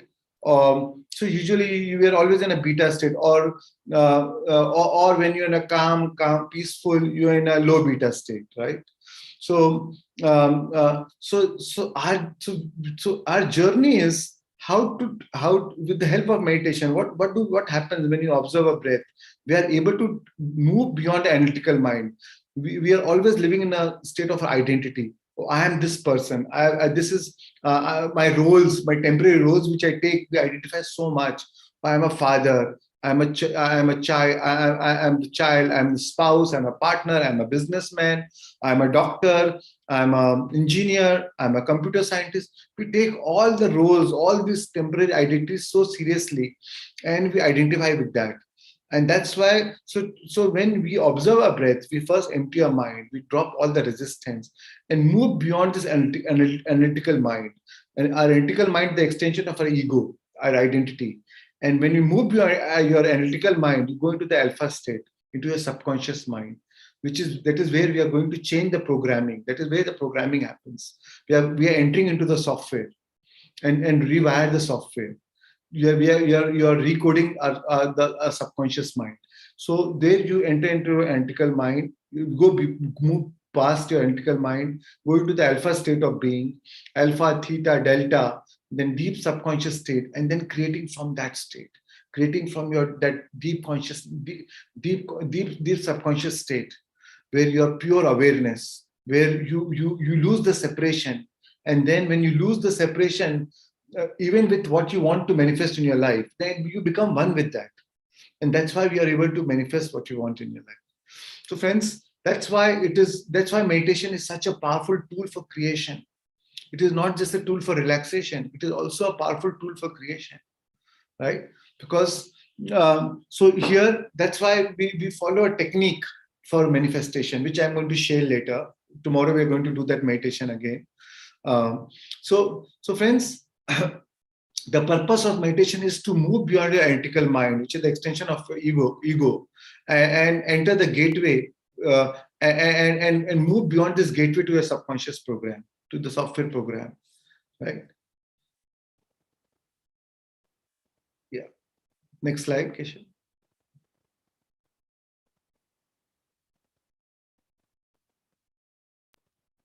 So, friend, this is you all might be aware of. This is a electromagnetic spectrum, which shows that what we can see with our visible eyes. You see a multiple spectrum. There are gamma rays, X-rays, ultraviolet rays, infrared rays, radar frequency, FM frequency, TV, shortwave AM, whatever, And what we can see in this electromagnetic visible light spectrum, what we can only see with the visible eyes, visible light is actually less than 1%. What you can actually physically see today is less than 1%, right? Just because you do not see it does not mean that we cannot, that does not mean it's not there. Most of the time we think seeing is believing. We only believe what we see. But there's so much of unseen world is more than 99%. And just because you do not see it does not mean it's not there. Just because you did not see the mobile wave frequencies does not mean those frequencies are not there. Now that the mobile phone is there, we know that we are able to communicate because there are different frequencies. We are able to tune into a different, the moment you switch on your radio, you are able to, the moment you change the channel, you tune into a different frequency, you have a different program. So same way, friends, today we are going to learn how to change our vibrational frequency to tune into the different program, to tune into the quantum field, from that dimension we are going to create. It's called the fifth dimensional creation. And in that dimension, you cannot see anything because it is pure potential. But because it is nothing, but from the nothing came everything. Because it is nothing, it can everything is possible, right? It's like from the power, from the current. If it is only current, you can turn it into air conditioning, you can turn into a heater, you can turn into a light, you can turn into into say microwave or refrigerator. You can turn into anything because it was pure power. It was pure energy, and that energy can be transformed. Same way, the quantum field is pure energy, pure potential, and that can be transformed with our thoughts and emotions into whatever we want in our life. And just because you don't see in the quantum field does not mean it's not there. It is there in the form of potential. And it is with our thoughts and emotions, it is that consciousness which creates, we are going to transform that. And that's why I wanted to share this visible light frequency, because just because you can't see it, it does not mean it's not there. This is a life example. This radio wave frequency, this 2G, 3G, 4G, 5G, this X-rays, just because we can't see does not mean it's not there. We know now. Now we have scientific evidence. It is all existing, right? And all frequencies carries information. Like radio waves, Wi-Fi, Bluetooth are vibes. That's why we say our vibes attracts a tribe. Our vibe attracts a tribe. Whatever is your vibrational frequency, you are going to draw those events into your life, right? So, and it is actually the science shows that it is not the brain which sees, it is not the eyes which sees, it is the brain which sees, right? So and the truth is, we see 400 billion bits of information every second. However, we are aware only of 2,000 bits of information, because the other bits of information, imagine again 400 billion bits of information, our mind, we interact every second. However, we are aware what we can actually consume or what we can actually perceive is only 2,000 bits of information of body, environment, and time. Because that is all we know. We think equal to our knowledge and experience. The rest of it, we don't even know it exists. Before there was a radio wave or a mobile phone, we didn't even know that 2G wave existed or 3G wave existed or 4G wave existed.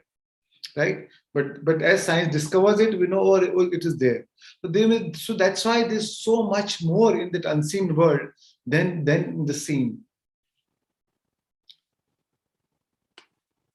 So now, friends, I'm going to go a little more into a science of manifestation and how manifestation really happens. So friends, this is the frontal lobe. Our frontal lobe is a creative center. So this is a creative canvas. Probably Chandra must have shared with you in his earlier talks. So this is the center of our free will. This is a center of our learning, our intention, invention, attention, speculation, or decision making, your behavior control. So this is the frontal lobe is the creative canvas. The image you create here silence the chattering of the rest of the brain, and the body starts considering this experience as reality. Right? This is the power, and a frontal lobe is 40% of the human brain. Only humans are 40%. Next to humans is dolphins, which is 27%. Animals have maybe 1%, 2%. So that's why that is what makes us different or unique from other species, because we have the power to imagine. We have the power to speculate. We have the power to, and it is our choice whether use this power to an advantage or to a disadvantage. Like worry is the worst form of imagination, right? Worry or anxiety is the worst form of imagination, because you are speculating the worst outcome. You're speculating without even that thing happening. You're already speculating the worst outcome. What worse can happen? So worry is increasing the probability of what you do not want in your life, because by focusing on what you do not want in your life, you're bringing that into your life, right? So and creativity, imagination, creativity, or what you want to manifest in your life, your positive thinking, positive creativity is the best form of imagination. So that's why Einstein said, anxiety is the worst form of imagination, and creativity is the best form of imagination. And Einstein said, imagination is more important than knowledge. Such a great scientist, but he says imagination is more important than knowledge, because knowledge is only about what we know, but imagination, you can imagine anything. With imagination, you can go anywhere. I can be sitting here, but I can imagine I'm in New York, and I can feel those feelings. I can feel those emotions as if I'm there, right? I can be in the worst of financial situation, but I can imagine that I'm feeling up, that I'm in a state of abundance. Pure money is flowing into my life, and with that, for that moment, I can feel that as if it's already happened. That's why, like in a movie, when you go, if you're seeing, it takes so much. You're so involved in the movie or in that program that at that moment, if the movie is sad, you started crying. If the movie is joyful, you are smiling, you are laughing, because you started believing that as a reality, right? So I'm going to cover that how our mind works. So friends, what differentiates us from other other species is our frontal lobe. It is the creative canvas. It is the image that you create here. The moment you create the image, it silences the chattering of rest of the brain, of the subconscious mind. And now the body starts considering this experience as a reality. So we are in this conscious creation, in this art of creative visualization. We use this frontal lobe as a powerful tool to manifest what we want in our life. So friends, can you see this logo? This is a logo of FedEx, right? We all know, we have seen this logo so many times. It's a courier service. And when the logo was being made, the owner of the company told the designer that there are two things which I want in this logo. That first thing is it should demonstrate speed, because I want that every time somebody it should be that the courier should be delivered within 24 hours or 48 hours, and it should be measurable. People should know in how much more time they should be able to track where the shipment is and how much time it is going to for them to receive. So the delivery should be measurable, and it should be with speed. So can you see what do you see in this logo? We all know FedEx. Can you see anything else in this logo?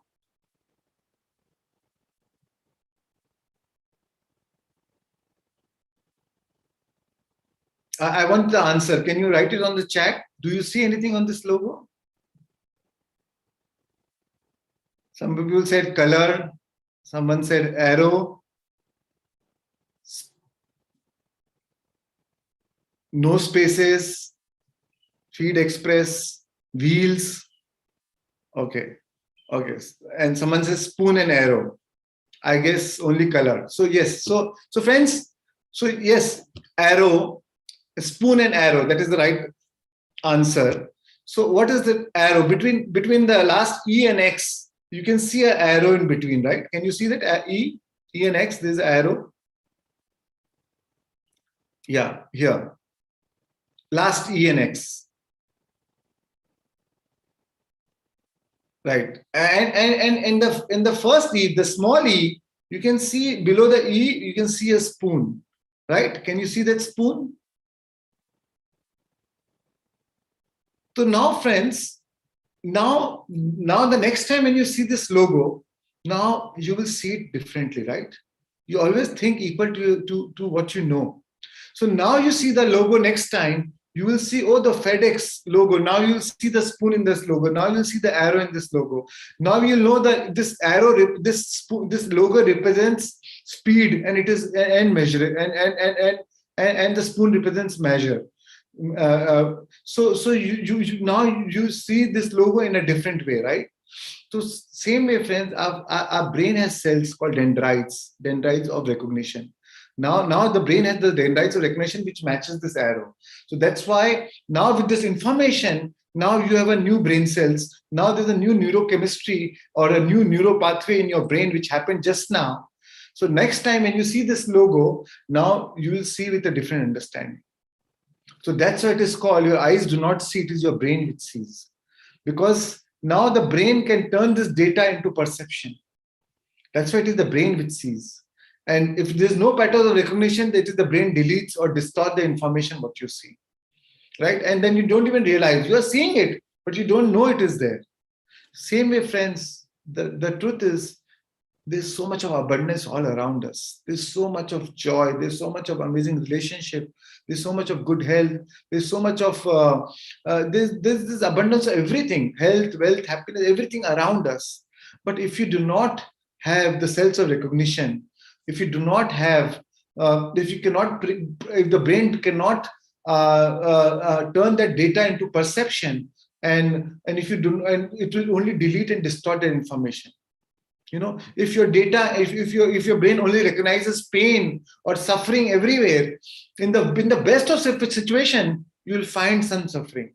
You will find some negativity or some problem into the best of situation.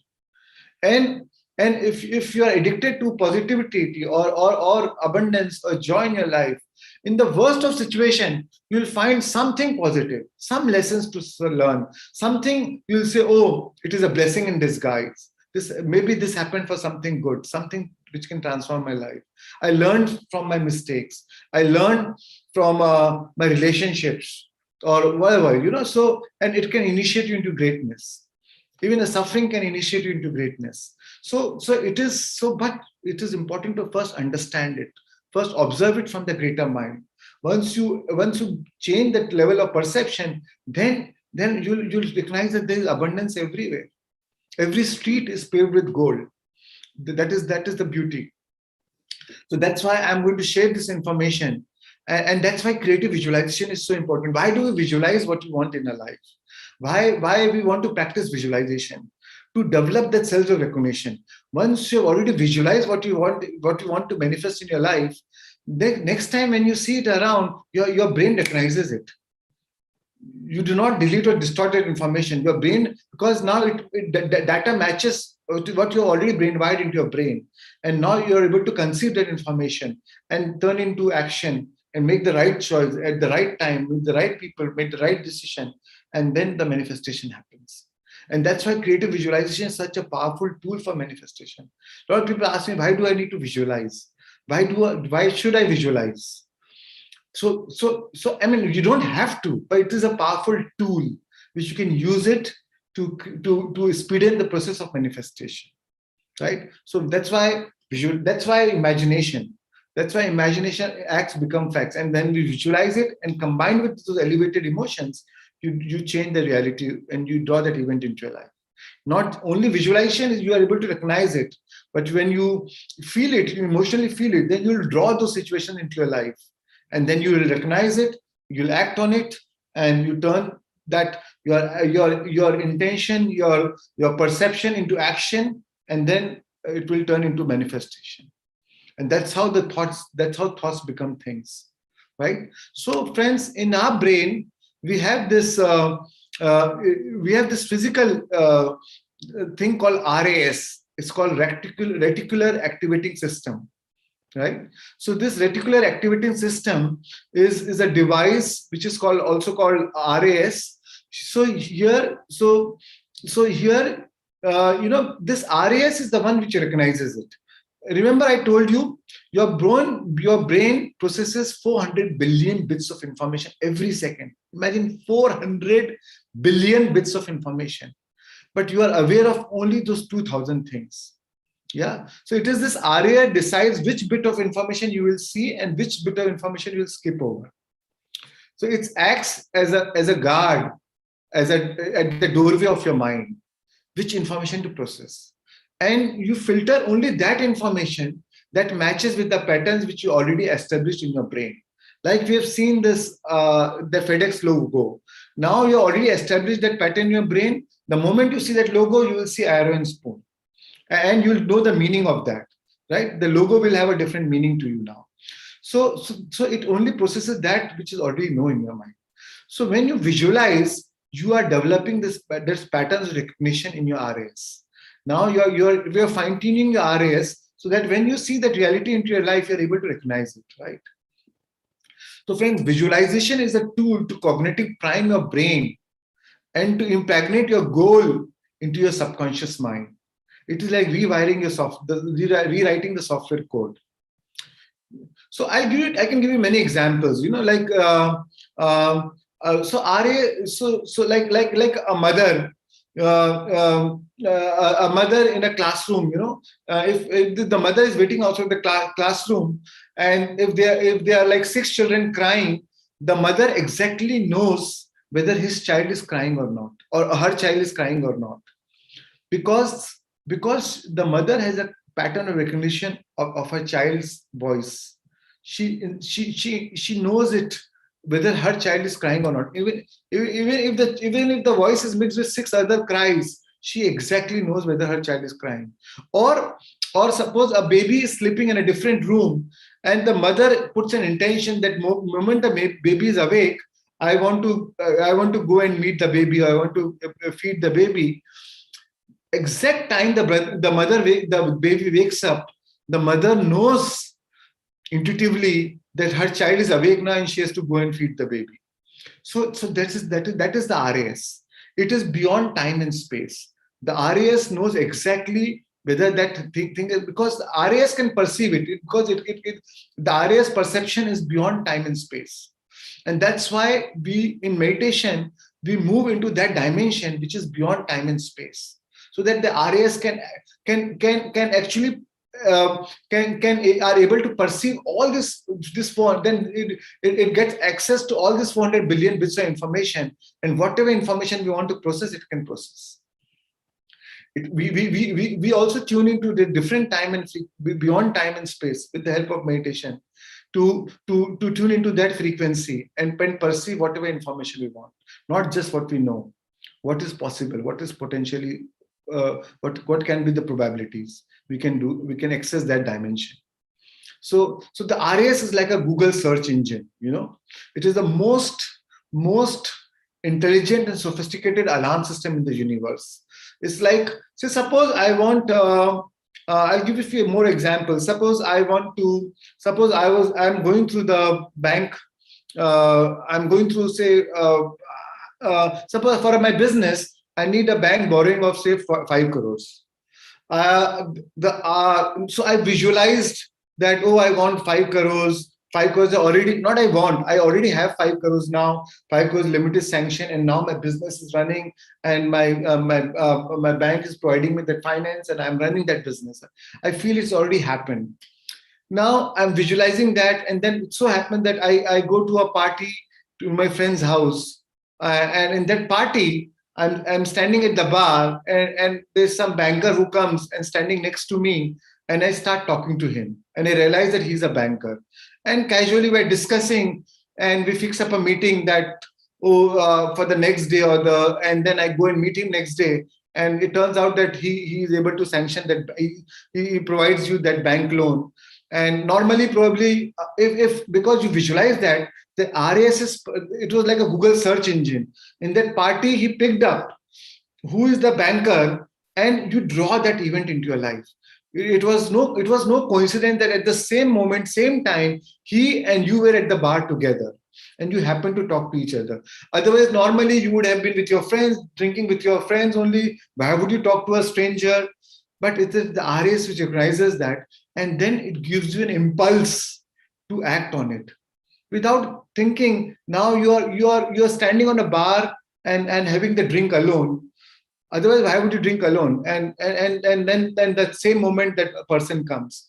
So this RAS is a Google search engine in the cosmic field, in the conscious world, where it will attract those events into your life, and then you'll recognize that event. Then you'll have the impulse to act on it. And that's why it is the most intelligent and the sophisticated alarm system in the universe. And through creative visualization, you're only priming your brain to attune to that. When that event arises, you're able to recognize that, you know. And so it's like, otherwise, you develop a blind spot, even though the opportunity is there around you. But even though the banker was there in the party around you, but you didn't know about it, you develop a blind spot, even though, or the opportunity is right in front of the knocking on the door, but you close the door because you don't even recognize the opportunity. So that's why if you think of thousands, you'll ignore $1 million idea, right? So RAS is like a set point. It's like a thermostat in your brain. If you want to be a millionaire or a billionaire or a trillionaire, whatever you want, you set the set point in your brain first. Scientifically, it's called psycho-cybernetic mechanism. So you are changing the set point in your brain to what you want. It's like thermostat. If you want a temperature of 22 degrees centigrade in your room, you set the thermostat to 22 degrees. The moment it goes to 24 or if the temperature is 26, it will bring it down to 22. So RAS is a thermostat in your brain. You're setting the thermostat of what you want to manifest in your life, and the RAS will interpret it, and it will draw that event into your life. And whichever is not aligned with that thing, it will also give you the signal of danger, and and change your thoughts, change your emotions, change your circumstances, situations, and also. If you do not set the set point, if you do not have a set point in your brain, even this $1 million idea will scare you. No, it is not possible, because you have an old belief system of poverty. You want to be rich, but your belief system is a poverty. No. I don't think I can ever make so much money in my life. I don't think I can ever have such a great relationship. I don't think I can have such a beautiful girl in my life. I don't think I can, whatever, you yourself you also will limit yourself. And then anything, even if the opportunity is coming to you, you'll think it is a danger, and you'll go back to your old previous state. It's like your immune system rejects the hostile virus, right? So even the opportunity is coming, you will think that, it is a virus, it is going to attack you, and you'll reject that opportunity into your life. So friends, so it is important to set your RAS. So I'll give you one more example. When my son was going to school, he was very scared to go to the school, and I remember. First, 10 days before school, he started crying a lot. I don't want to go to school. I don't want to go to school. And then what we started doing is, we didn't know what to do. So after 3 days, we thought, let's try and talk about happy stories when you go to school. And we started talking about, when you go to in the school is such a fun way. And me and my wife started chatting with each other. School is such a fun way. When I went to school, it was so much fun. And it was so much joy. It is a place to play, to learn, to make new friends. And we started talking in front of him, right? And while he was sleeping, before his sleep, we used to talk before that. And he goes to sleep with that talk in his mind. And then in 2-3 days, he stopped crying. And And I remember first day when I dropped him to the school, me and my wife, when we dropped him to the school, there were so many children crying. But the moment we dropped him, he ran into school and very joyfully, because now he has a different RAS. He's a different image of the school now. Now he recognizes school as a fun place. And the moment he got down, he was familiar. He was mentally familiar with that school. It was no more an alien place or a hostile virus. And that's why visualization is so important. That is why you do the creative visualization with the elevated emotion, so that you're able to draw that situation, and when that event happens in your life, you are able to recognize it and act on it and take an impulse, and you will have the right impulse to act on it, right? Then efforts are not required, then efforts are inspired, right? So this is the way to, this is RS's mechanism to calibrate your set point into your subconscious mind. This is the way to change from inside out and to pave the way for your dream life, right? So this is what is the RAS is. How are we? So I'll just complete one more last slide.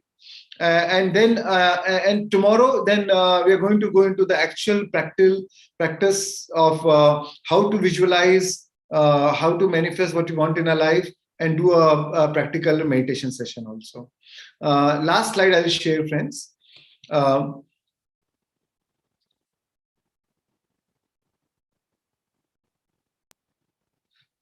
So friends, your brain does not know the difference whether you are living the experience or whether we are witnessing the experience. And this is where you are going to manipulate your brain to our advantage. Like, as I told you, anxiety or worry, you are manipulating your brain to a disadvantage. And most of the time, we are using this faculty to our disadvantage. But now we are going to learn how to use this potential of a brain, or this faculty of our brain, this 40% of our frontal lobe, to our advantage, right? How to prime our brain to our advantage. Even though it is not there, we'll visualize as if it's already happened. And your brain does not know the difference whether it has already happened or whether it is actually happening, whether you're living the experience or you're just witnessing the experience. It's like in a movie, as I told you, when the movie is sad or you're crying, in your brain, you are actually living it. For the brain, it is exactly the same. It is as if it is already happening in the real life. The brain does not know it's just a movie, right? So same way, when you visualize it, your brain does not know, or your body does not know that it is only visualization. Your body believes it to be true. And that's why you're able to feel those emotions. And when you feel it, that is how you draw that event into your life, right? So you are able to, that's why we are able to use the faculty of this mind. We are able to activate the RAS, this reticular activating system, to prime our brain and body into our future. And that's how we draw that future into your life. So it is our choice. And there's so much of research has done. There was a Harvard study done where it's called a 5-finger piano study, where there were a group of two people. A group of people were learning piano for 5 days. They were given a piano, physical piano, and they were actually learning piano. The next group of people who were sitting next to them was given a piano, which was a fake piano, and they were only seeing the other person and the instructor. They were only imagining that they are pressing the keys and the music is coming, and they were only faking it. There was a brain scan done. Before. There was a brain scan done before they learned the piano and after they learned the piano. The person who actually learned the piano, there was a new neuroplasticity in the brain. There was a new neural network which happened in the brain, right? So every time you learn something new, your brain makes new neurosynaptic connections. So there was a new neurosynaptic connection in the brain. Now those who did not learn the piano, but actually only imitated that, But the brain believed it is to be true. The brain did not know that you were only faking it. But brain thought that you were actually making it. So the brain also made the same synaptic connections. Another Harvard study done, which were where two group of people were lifting weights. One group, it was done for 4 weeks. One group was given actual physical weights to lift the weights, right?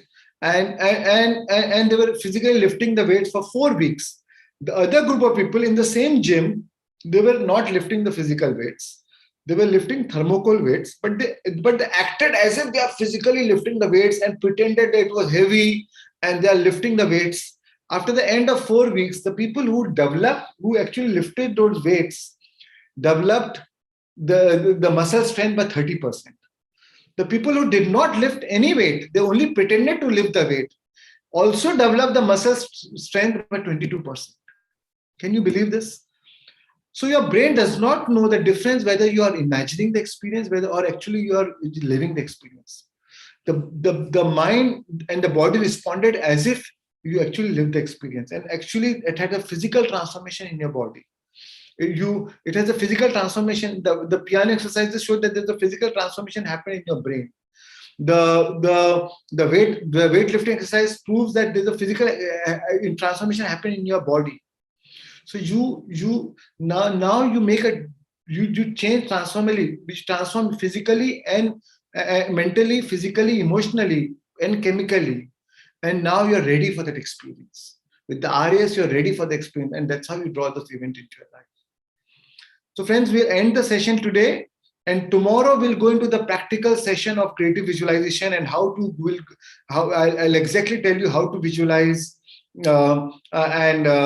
and draw those events into your life. I'll give you a few examples of visualization, and then we'll also do the meditation, the 5 steps of creation, and then we'll end the session tomorrow. So any questions I can answer. A lot of it I'm going to cover tomorrow, but still I'm open for any questions. Veena, can we take questions? Yes, Shreyans. We have 3 people raise their hands. Yeah. So, yeah. Dr. Satya Mohapatra. Thank you, friends, for your time, for your attention, for your all your attention. I really appreciate. Thank you. Good morning, Shreyanji. Yeah, good morning. It is a good opportunity to be join with you through Chandraji. It is a good presentations, and the things you narrated in a very systematic way. I think it will be very helpful to the others. I can connect with you in the two different two aspects. One, you are from Betul and Madhya Pradesh. Where are you from? No, I am not from Madhya Pradesh, but fortunately I am working over Madhya Pradesh for last 3 years. Okay. Since 2018. Okay. And the second one is you are suffering from TB, but I am looking after the TB program in Madhya Pradesh since last 3 years. So these are the two coincidences. It will give me a vision. Like if you see, there is some discussion by Dr. Hegde, where the initially TB program is going on in the country. There was only 40, very less number of persons were there. For the drugs, the companies, the medicine companies, the pharma company take high up these things, and now the India is the highest TB diseases across the world. So this is the good way. This is a good beginning. I hope we can we have a good relation, good discussion in the coming days, and learn more about. Sure. Thank you. Thank you. So friends, again, this is an example, he connected to MP. I am from MP, and he connected, he's doing something in MP, so he connected, right? So now it draws that familiarity, and now he is able to connect better. So same way, when you visualize what you want to manifest and can feel it before it has already happened, you are able to connect better when that event happens in your life, or when you are able to recognize when that opportunity knocks the door, you'll recognize that opportunity, and you'll immediately feel that connection.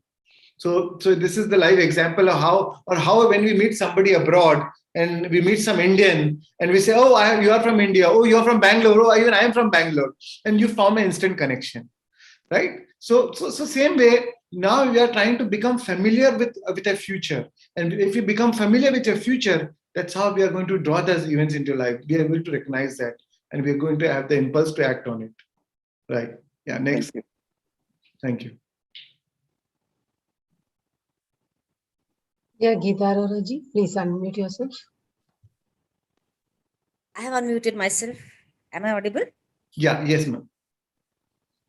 Hello, Shreyansji. Hello. This is my second interaction with you. I think I talked with you during Miss Paripatri's program. Right. Remember, I told you that the recording was in parts. Right. It was not a continuous one for 2 hours. It was in parts. Right. I just want to remind you about your 2 promises. In June, you promised us that there will be a longer program in August. Yeah, so now I'm doing it in September. From 4th to 24th September, I'm doing a 21-day workshop. Okay. On everything that I know. So I'm going to share it with from 4th to 24th. It's from evening 5 to 7:30. 5 to 7 will be the workshop, and half an hour will be Q&A.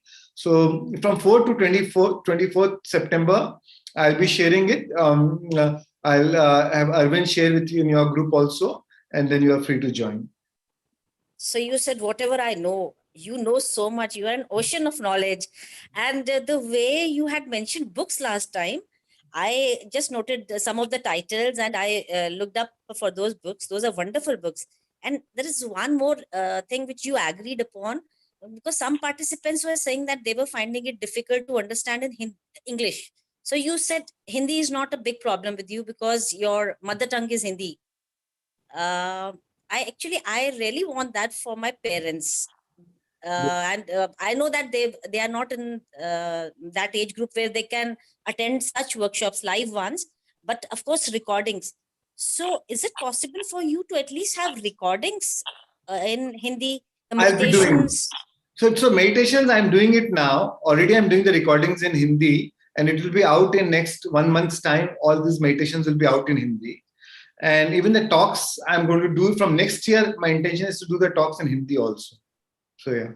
Or do us a favor, do that long program in Hindi only, 4th to 24th. No, see, honestly, my Hindi, my spoken Hindi is good, but still all this spiritual terminology, I'm still not. It doesn't flow that frequent, that smoothly in Hindi. No problem. Make it English. Make it English. I think most of the urban people understand English at least. So this even time the it is aged English, ones. but next year I'll be doing it in Hindi too. Yeah.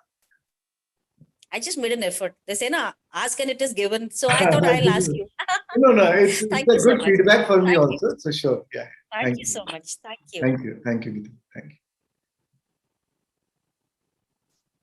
Lakshmi Balaji. Hello, sir. Hello, sir. Hello. Good morning, sir. Yeah, good morning, Lakshmi. Sir, I'm Lakshmi Balaji from PFT Tamil, sir.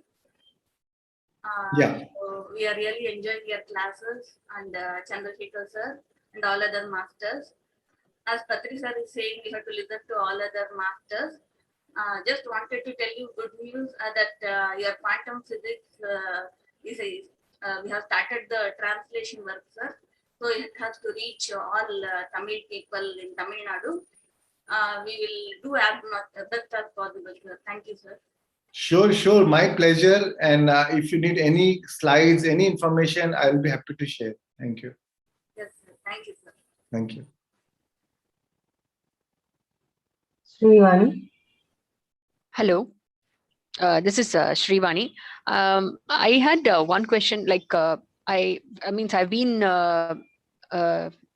attending classes for Chandra sirs and this one, not very frequently, but I have this one doubt. How do I visualize? Because I'm not able to find out that what I want. That I'm not able to decide, because in all of the visualization you should feel the emotion for that thing to happen, right? I don't have that what do you say, that emotion. Okay, is this right? Is this what I want? Then I question back, okay, maybe it's not for me. I will not be there, or it is not for me. So how do I get a thought about something and I should strongly feel for it, right? Only then I can start visualizing or feeling for it, and then I get into practicing visualization and longing for it, right? So I'll keep the suspense for one day, and tomorrow I'll be sharing all this in detail. Yeah, I'll be covering it. Yeah, tomorrow. Okay, sir. Thank you. Thank you. Thank you. Mr. Durai Babu? Yes, sir. Good morning to all of you. It's a very, very wonderful program. Even I could able to now connect what are all the things happened in my life, which was did not have any connectivity. After listening to you continuously, how the positive notes and all, it's getting connected, or in the RAs and all. It's actually now I got certain realization even after the age of 60. So many things are all answered in your program. It's very, very wonderful. I like to continue your classes henceforth. And also I have one more clarification wanted. What the differences which we could not able to differentiate between imagination or a better understanding or intuition. All that's still confusing. We don't know how to demarcate which is correct, which is incorrect. Still an answer. Can you say something about it if you could able to? Again, tomorrow I'm covering. Okay. Okay. I want you to come tomorrow also. So I'll Sure. keep the suspense alive. Very sure. Today I'm late, but tomorrow I'll be in advance. Great. Thank you. Thank you so much, sir. Nice of it. Good day. Thank you. Good day. Kavita Doshi?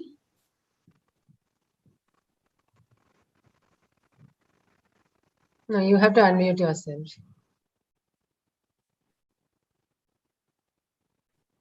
Yeah, am I audible? Yeah, I can hear you. Yeah. Thank you.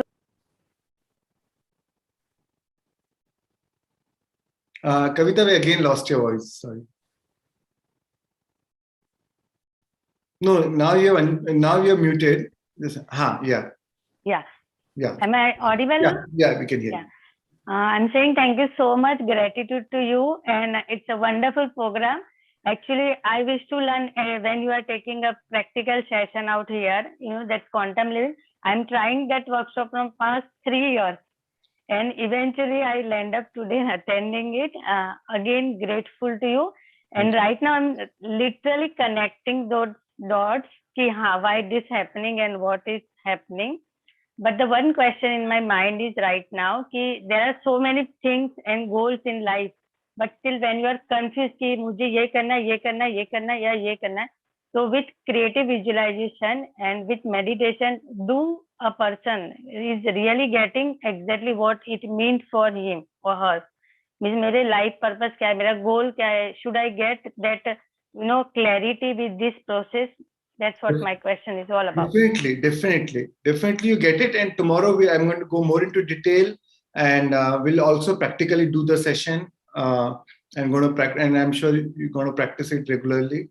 So you will see the results in your life for sure. Okay. Thank you so much, sir. Thank you and your team. Yeah. Thank you. Thank you. Shanti? Hi, sir. Hi. I have to express my immense gratitude to you because for last 6 years I was following so many meditations, hypnosis, but I never came such an intense meditation. Your voice is so soothing. Your affirmations are so from the heart. Really, it is very, very healing for me. Actually, I became I think that you are one of the light worker who has destined to this time in the earth to serve the humanity, and I am expressing my gratitude to you, and I am very happy that I got a chance to express my gratitude. Thank you, sir. And I always wonder that you're giving this healing free for every people. And I am very happy that you are giving this healing meditation and knowledge free for so many people. I'm so happy. Thank you very much. And I take you as my guru, like Eglavia choose Dronacharya as guru. Thank you, sir, very much. Thank you so much. Plus, I'm not giving it free.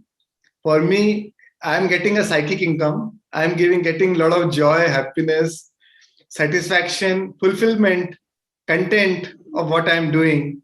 And you are investing your time in it. So I'm not doing it free. I'm doing because it is giving me those feelings, those emotions. Sir, I was always crying while attending your meditation. It is such a soothing and heart touching. I never ever meet such a meditation ever in my life. Last 6 years, I was watching meditations. I was watching all over the YouTube video. Sir, I have a request. Today's affirmation is very heart changing. It is touching the heart. Are you making videos on the YouTube affirmation video? No, so with all the meditations, we have some affirmations, and few meditations we have affirmations. So these meditations are all available on YouTube, and you can do it anytime at your own free time. Tomorrow I'll share all the details of Shreyans Daga Foundation YouTube channel. And anytime you want to do this, you can go on the YouTube and do it. And even on my website, you can go and download these and do it at your own convenient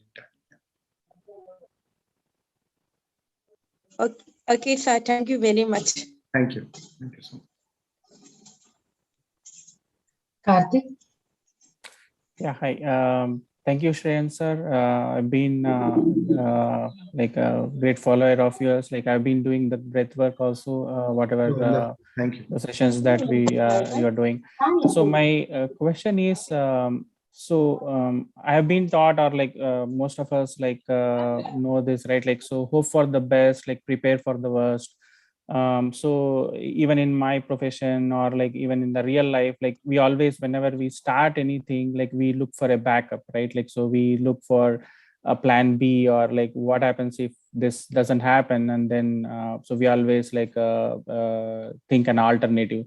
So how does this manifestation or visualization or all this, right? Like, so how will that work? Like whenever I'm starting something, I always go negative thinking in the first step. So can you please shed some light into it? Sure. So again, tomorrow I will be sharing it all. So tomorrow, today I could share a little bit science, but tomorrow I'll go into the depth of exactly doing creative visualization, how to do it, how to choose your thoughts, how to choose your emotions, how to generate those emotional feelings. A lot of time it's easy to think, but the feelings are not just coming. So how to generate those feelings? We are going to go into the exact process of visualization. So tomorrow I'm going to cover all that. Yeah. Thank you, sir. Thank you. And by the end of the session, anyways, we'll do Q&A. If any doubts, I'll still answer them. Sure. Thank you, sir. Thank you. Sucheta, madam. Thank you, Veena, madam, Arvind sir, Shreyan sir, and Chandra sir. And these are all very wonderful sessions. So for me, when I didn't even know about manifestation or, of all these things, all these signs or the technology, I manifested and it happened once. So what I am a meditator since a long time. So I used to be a frequent business traveler at one point in my life. And in one of the client sites, every day morning, we have to surrender our ID card, like the driver's license. Only then we go to the client site, do your work. And in the evening, before 6 o'clock, you have to take back your ID card. So what happened was I was there from Monday to Friday, and on Friday evening, I was like just working and forgot about the timing of that office where we surrender our ID card. So after 6 o'clock when I came, that office was closed. And on that day, I was about to travel back to Atlanta, Georgia, to my home. So I was like not knowing what to do because my driver's license is in that office and I didn't take it, whether to fly back home or not. So there was a bench near that office outside. So I just sat there just to have a clarity in meditating, just to have a clarity in mind, whether I should fly back to Atlanta or leaving my ID card there, because I had my passport with me. or shall I stay back during the weekend? Staying back in the weekend means, it's a lot more expenses for my company and all those things. Yeah.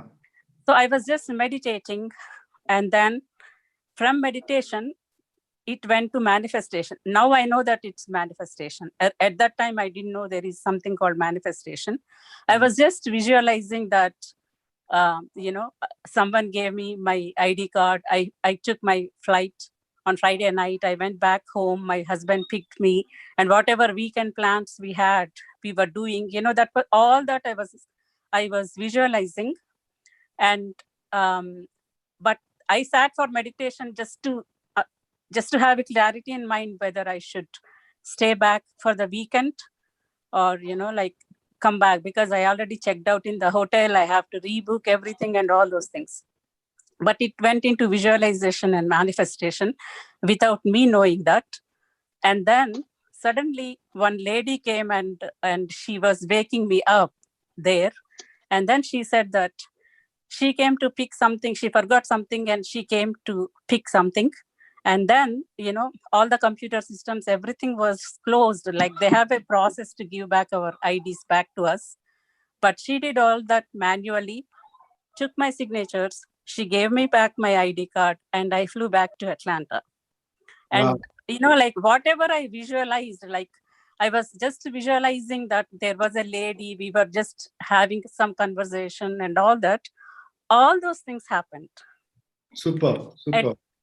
At that time, I thought it was all by chance because I didn't know all that. And all I was extremely confused, disappointed, desperately wanted to go home, all that. So I was trying to meditate, is it a wise thing to leave my ID card? Because they take our ID card because of all the security concerns. Of course. So that they don't, we don't have to, at that time, I didn't know all this, like 4 or 5 years back, all these concepts I didn't even know, and it happened. So does it, without my question is, without a deliberate attempt to visualize or manifest, can a meditation simply take us? Because my goal was very clear. My vision was, I just desperately wanted, it was a very clear mind. I didn't have anything else except I wanted to go home. So, so I just it is happening anyways. Our whole life is our own creation, consciously or unconsciously. It is our creation. We have been creating our life. Right, wrong, good, bad, positive, negative, whatever. It is our creation. And you don't need visualization. Is just a tool. It's just one more tool to accelerate your manifestation process or manifestation journey. You don't need, it's not like, and so many people who don't know meditation or who have not practiced meditation or manifestation or visualization, but still has been super successful in their life. So you don't need, it's not like, if you don't do this, you will not happen. It cannot happen. It's just a tool it acts as the catalyst in the journey of manifestation and to create from that dimension, from that fifth dimensional creation. Having said that, just pure meditation can also help you, because when you manifest, you change your emotions, right? You change your state of happiness, joy, peace, content. And when you change your feeling, is a change of destiny. Whatever you feel about, you bring about anyways in your life. Whatever you feel, you will anyways draw those events into your life. So, and eventually with visualization, we are also changing our emotion. And through that emotion, we are drawing into our life. And so just pure meditation itself is a very powerful tool to draw whatever the things in your life. Like you gave an example that you visualize that somebody is coming, giving you the thing. Now, you had a two option. You had another option to speculate the worst outcome and be in the state of panic or fear or anxiety. Oh my God, what has happened? And you could have created that same situation into a big event and go into that flight and fight mode, or oh my God. But otherwise, you sat down peacefully and chose to meditate, and that's why change of feeling is a change of destiny. So you use that situation into a positive to draw positive thinking in your mind and draw the positive outcome. As a worry, you could have worried about it and speculative the worst outcome, and that would have been the truth. And you would have said, oh, I knew this is going to happen. I knew now whether I'll get the hotel or not. The hotel will charge me so much, weekend, this, that, and all that. From that, everything turns into another thing. So even you could have, and that could have become true. So whether you're conscious or unconscious, we are anyways creating a reality as per our thoughts and emotions. It's just that with our awareness, now we are consciously directing our thoughts and emotions to what we want to manifest in our life. Right. Yeah. Smita, madam.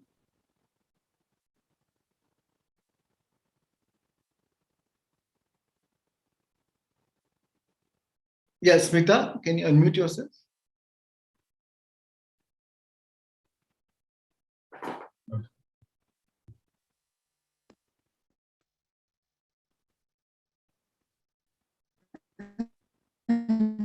I think you can go to the next. I think she's not there. आपको ये बात पूछनी है कि मैंने planning को Smita, your network is not clear, so we'll come back to you later. I think Keshav, you can I think unmute her and you can go to the आपको सुनाई दे रहा है अभी? नहीं दे रहा है अभी? हाँ अभी आ रही है आवाज. हाँ अभी आ रही है.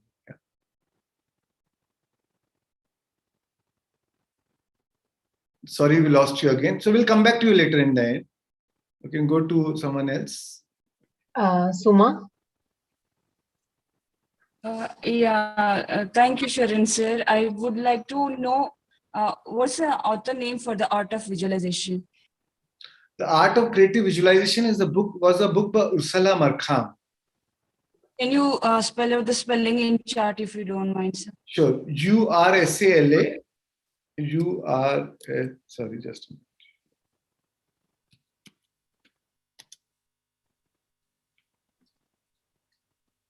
Yeah. And you're saying one more book that you read. The Power of Your Subconscious Mind is a very famous book by Joseph Murphy. He's a very famous author. Joseph Murphy. The Power of, I'll write his name. The Power of Your Subconscious Mind.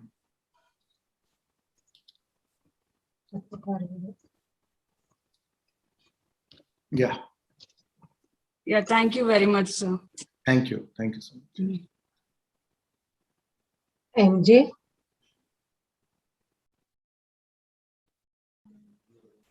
Good morning, Shayanji. Yeah, good morning. Yeah, thank you very much for the session. I am opted for the law of attraction classes and reading books and attending many classes since 1 year. I have been thinking like I have lost a connected dot somewhere else where my manifesting is not working. And I have been affirming and visualizing and nothing worked out to me till now. But today's session with the example of FedEx and the clear explanation of reticular activating system cleared most of the doubts regarding manifestation. And this session is like eye-opener to me. Thank you very much, sir. Thank you. Thank you, MJ. Thank you. And can I have the recording of the session? Yeah, it will be there. It will be shared on the Buddha CEO YouTube channel later on. Yeah. Okay. Thank you very much. Thank you so much. Shreyans, I think that's it. We see the number of hands raised for today. Yeah. All right. So we will again meet again for tomorrow then. Yes.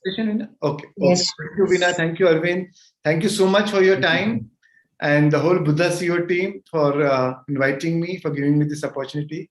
So thank you, and hope to see you all again tomorrow, sharp at 6 a.m. Thank you. Thank you. Thank you, Shreyans. Thank you so much. Thank you. What else time?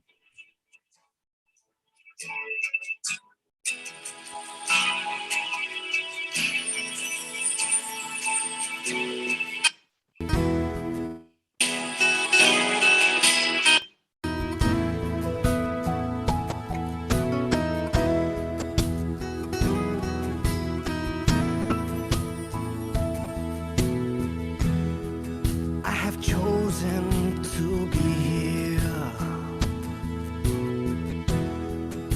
awakened at this time. I bring my breath upon my heart,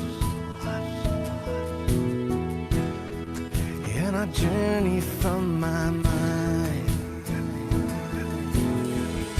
I step out of my way and into my life. I will live, I will die, I will laugh and I will cry. I will live my life above. I will sing, I will dance, I'll rejoice in every chance. I will live my life in love.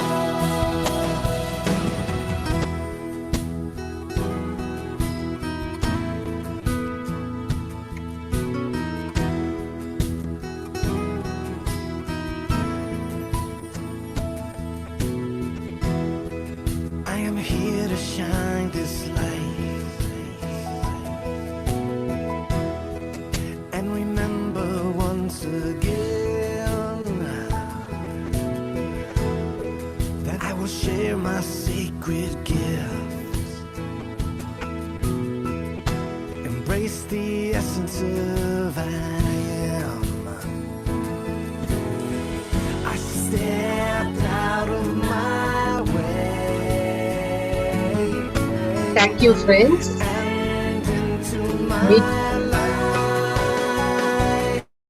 Meet you all again tomorrow at 6 a.m. for another wonderful session with Shreyan's Dada. Thank you.